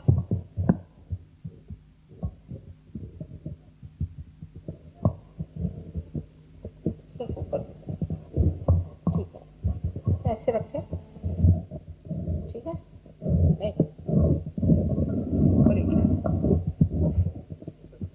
अच्छा ठीक है। अब आप अपना हाथ पेट के ऊपरी हिस्से में, सारा काम लेफ्ट हैंड पे होगा, तो ऊपरी हिस्से में लेफ्ट साइड पे, उसके बाद अपना हाथ पेट के निचले हिस्से में आप लेफ्ट हैंड साइड पे रखें। ये आपका शुद्ध विद्या का चक्र है। शुद्ध विद्या माने जिससे आपके नसों में ये एक नया आयाम पैदा हो जाएगा, जिससे आप जान सकेंगे कि आपका आत्मस्वरूप क्या है और दूसरों का क्या है। और सारे परमेश्वरी कायदे कानून आपके हाथ में से बरतेंगे, उसमें से उसका प्रादुर्भाव होगा। उसके बाद फिर आप अपना हाथ पेट के ऊपरी हिस्से पर लें, जो कि गुरु तत्व हमारे अंदर बनाया गया है। उसके बाद आप फिर से अपने हृदय पे आत्मा तत्व पे लें।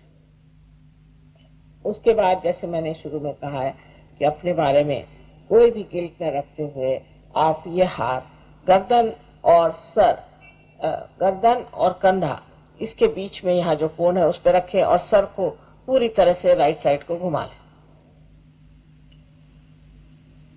अब ये राइट हैंड, ये जो है, ये चक्र हमारा जो है विशुद्धि का लेफ्ट साइड इसलिए पकड़ता है कि हम गिल्टी फील करते हैं। अब ये राइट हैंड आप अपने माथे पर, या जिसे कपाल कहते हैं, या फोरहेड पर ऐसे रखें कि जैसे दोनों तरफ से दबाएं, जैसे सर दर्द के वक्त हम करते हैं।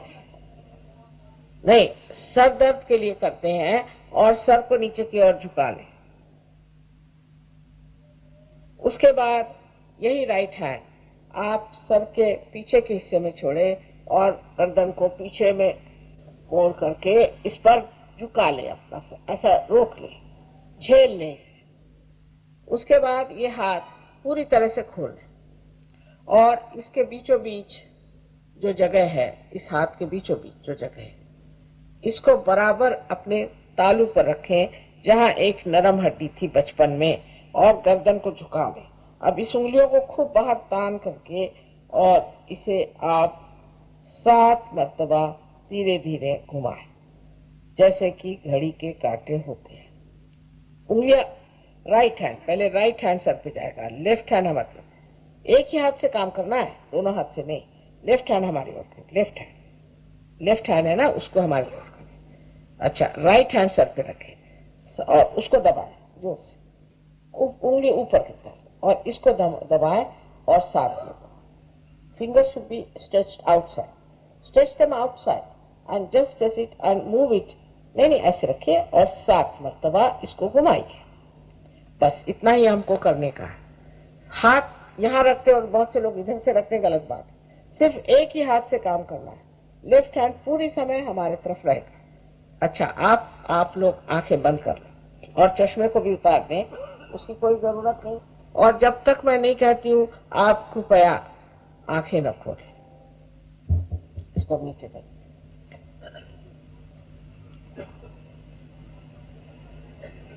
अब 10 मर्तबा पूर्ण आत्मविश्वास के साथ कहें इस चक्र को मदद करने के लिए कि श्री माता जी, मैं स्वयं का गुरु हूँ। श्री माता जी, मैं स्वयं का गुरु हूँ। 10 मर्तबा कही, नीचे बीचों बीच, इधर।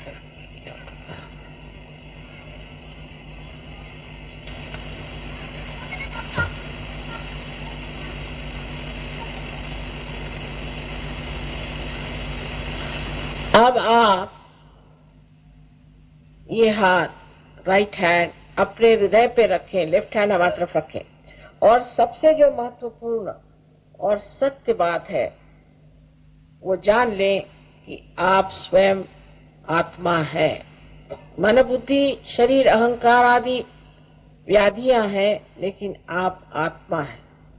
इसलिए आप कृपया 12 मर्तबा हृदय पे हाथ रख के कहें कि श्री माता जी, मैं आत्मा हूँ। पूर्ण आत्मविश्वास से कहें 12 मर्तबा, श्री माता जी, मैं आत्मा हूँ।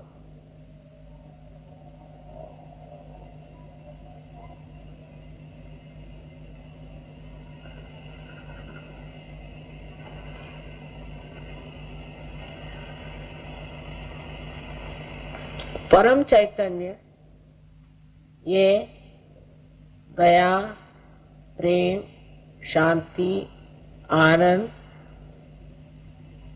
सबके सागर है, किंतु सबसे अधिक क्षमा के सागर है।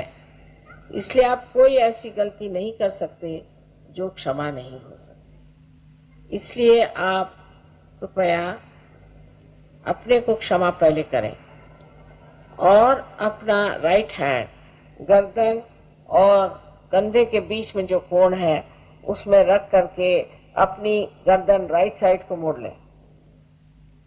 और इस तरह से मोड़ करके आप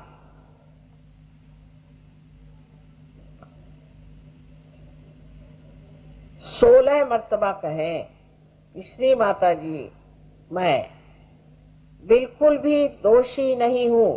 पूर्ण आत्मविश्वास के साथ कहें, श्री माता जी, मैं बिल्कुल भी दोषी नहीं हूँ। गर्दन को मोड़ लें।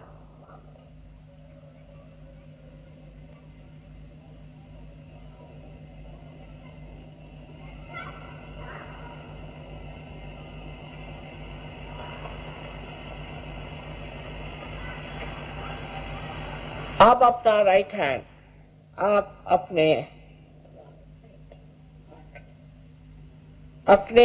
माथे पर रखें, कपाल पे रखें,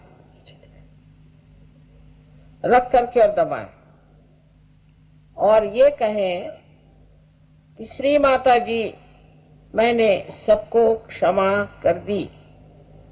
अब बहुत से लोग ये सोचते हैं कि क्षमा करना बहुत कठिन है, किंतु आप क्षमा करें या न करें आप कुछ भी नहीं करते हैं।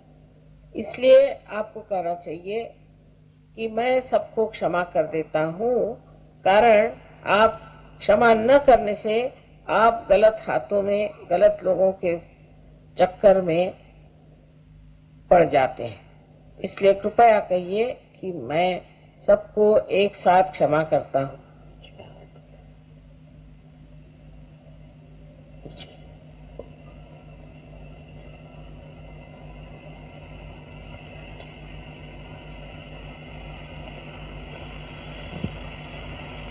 अब अपना राइट हैंड सर के पीछे के हिस्से में ले।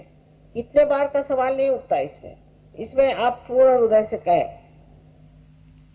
सर के पिछले हिस्से में हाथ रख के उस पर अपने सर को रख के ऊपर की ओर उठाएं और अपनी गलतियां न गिनते हुए और दोषी न समझते हुए अपने ही समाधान के लिए कहें कि श्री माता जी या हे परम चैतन्य, मुझसे अगर कोई गलती हो गई हो तो मुझे क्षमा कर दो। जरा गर्दन से जरा ऊपर पकड़ना, जहां ऑप्टिक लोब होता है।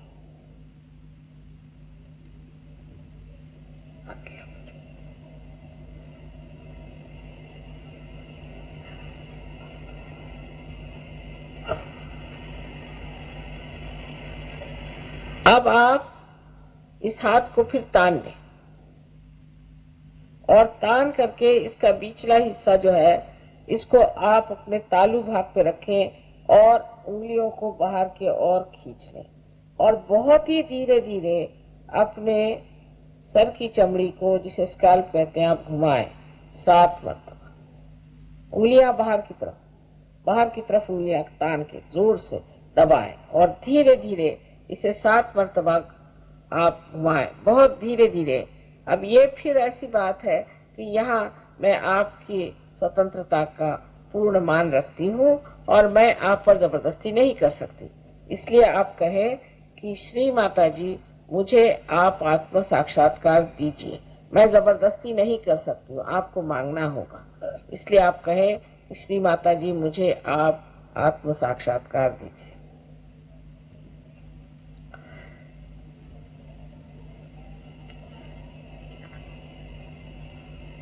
7 मरतबा कहिए।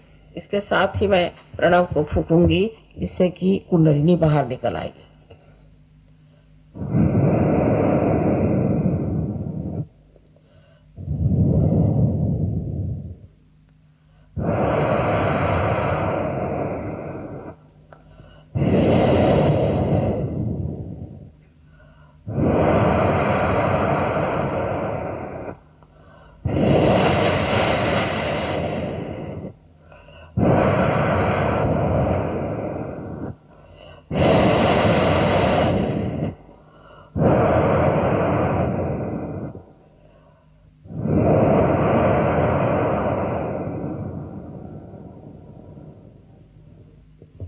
अब आप अपना हाथ नीचे ले और अपनी आंखें भी खोल लें और दोनों हाथ मेरी ओर इस तरह से करें। मेरी ओर आप देखें, विचार न करते हुए निर्विचारिता में आप कर सकते हैं। ऐसे दोनों हाथ, चश्मा पहन, दोनों हाथ निर्विचारिता मुझे दे।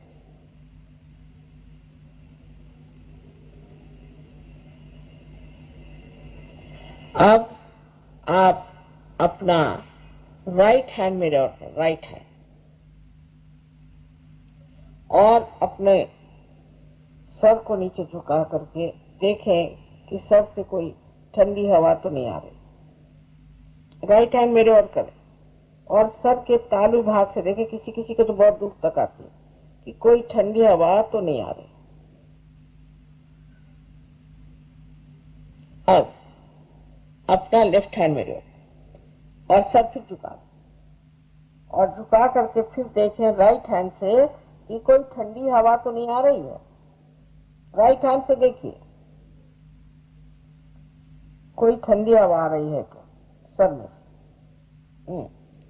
अब एक बार और, अब राइट हैंड मेरे और करें, और फिर से आप लेफ्ट हैंड से सर झुका के देखें कि कोई ठंडी हवा आ रही है क्या अपने तालू में से।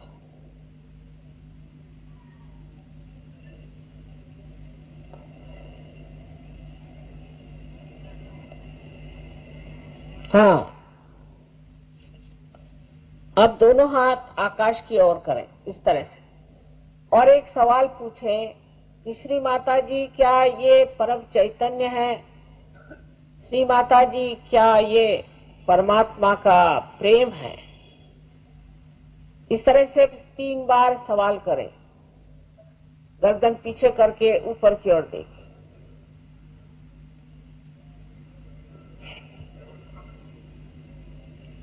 अब हाथ नीचे करके,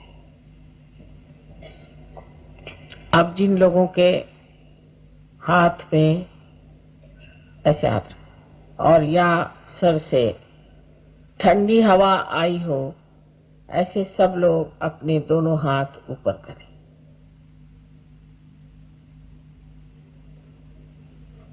आपको नहीं है? आपको नहीं है? अधिकतर लोगों को आ गई, अधिकतर सबको मेरा प्रणाम।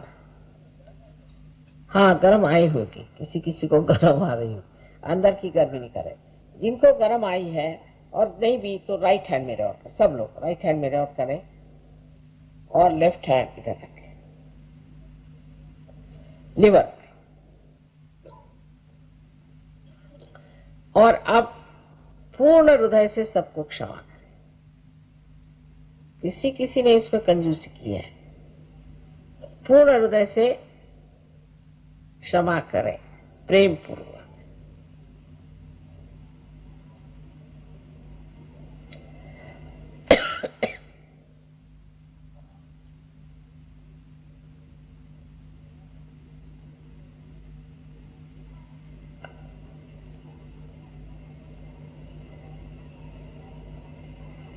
पूर्ण हृदय से करना है क्षमा।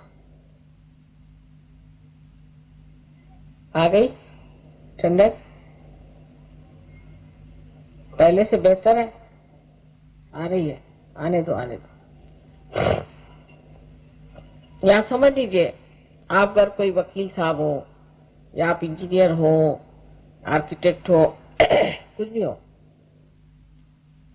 तो आप एक सवाल पूछें, श्री माता जी क्या आप सारे आर्किटेक्ट के आर्किटेक्ट हैं? क्या आप सारे इंजीनियर्स के इंजीनियर हैं?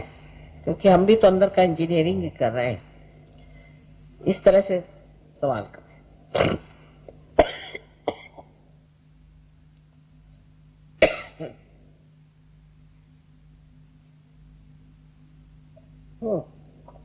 आ रही ठंडक? गायत्री वाले को आ रही है? आपने गायत्री पूछा, आ रही?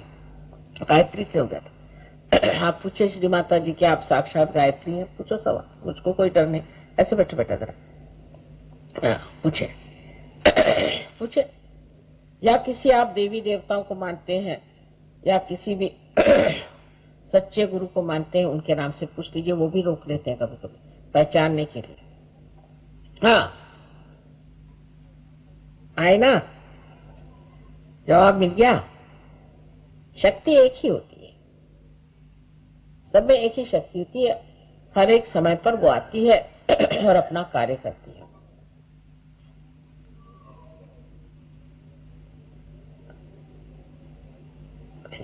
तुम्हारे अच्छा, तुम मंत्र कहते हो क्या? हाँ, लीवर तो बहुत जबरदस्त पकड़ा है आपका। और कल का भी एक दिन है, कल भी कृपया आप लोग आ जाए, और जिनको नहीं भी हुआ उनको हो ही जाएगा। अच्छा, फिर से एक बार तो देखूं किस किस के हाथ में या सर में ठंडक आई। दोनों हाथ ऊपर करें, थोड़ा चश्मा लगा के देखते हैं। ओहो, जरा देखिए तो दिल्ली का क्या हाल हो गया। हे भगवान, सबको अनंत आशीर्वाद है, अनंत आशीर्वाद, अनंत आशीर्वाद है, सबको अनंत आशीर्वाद।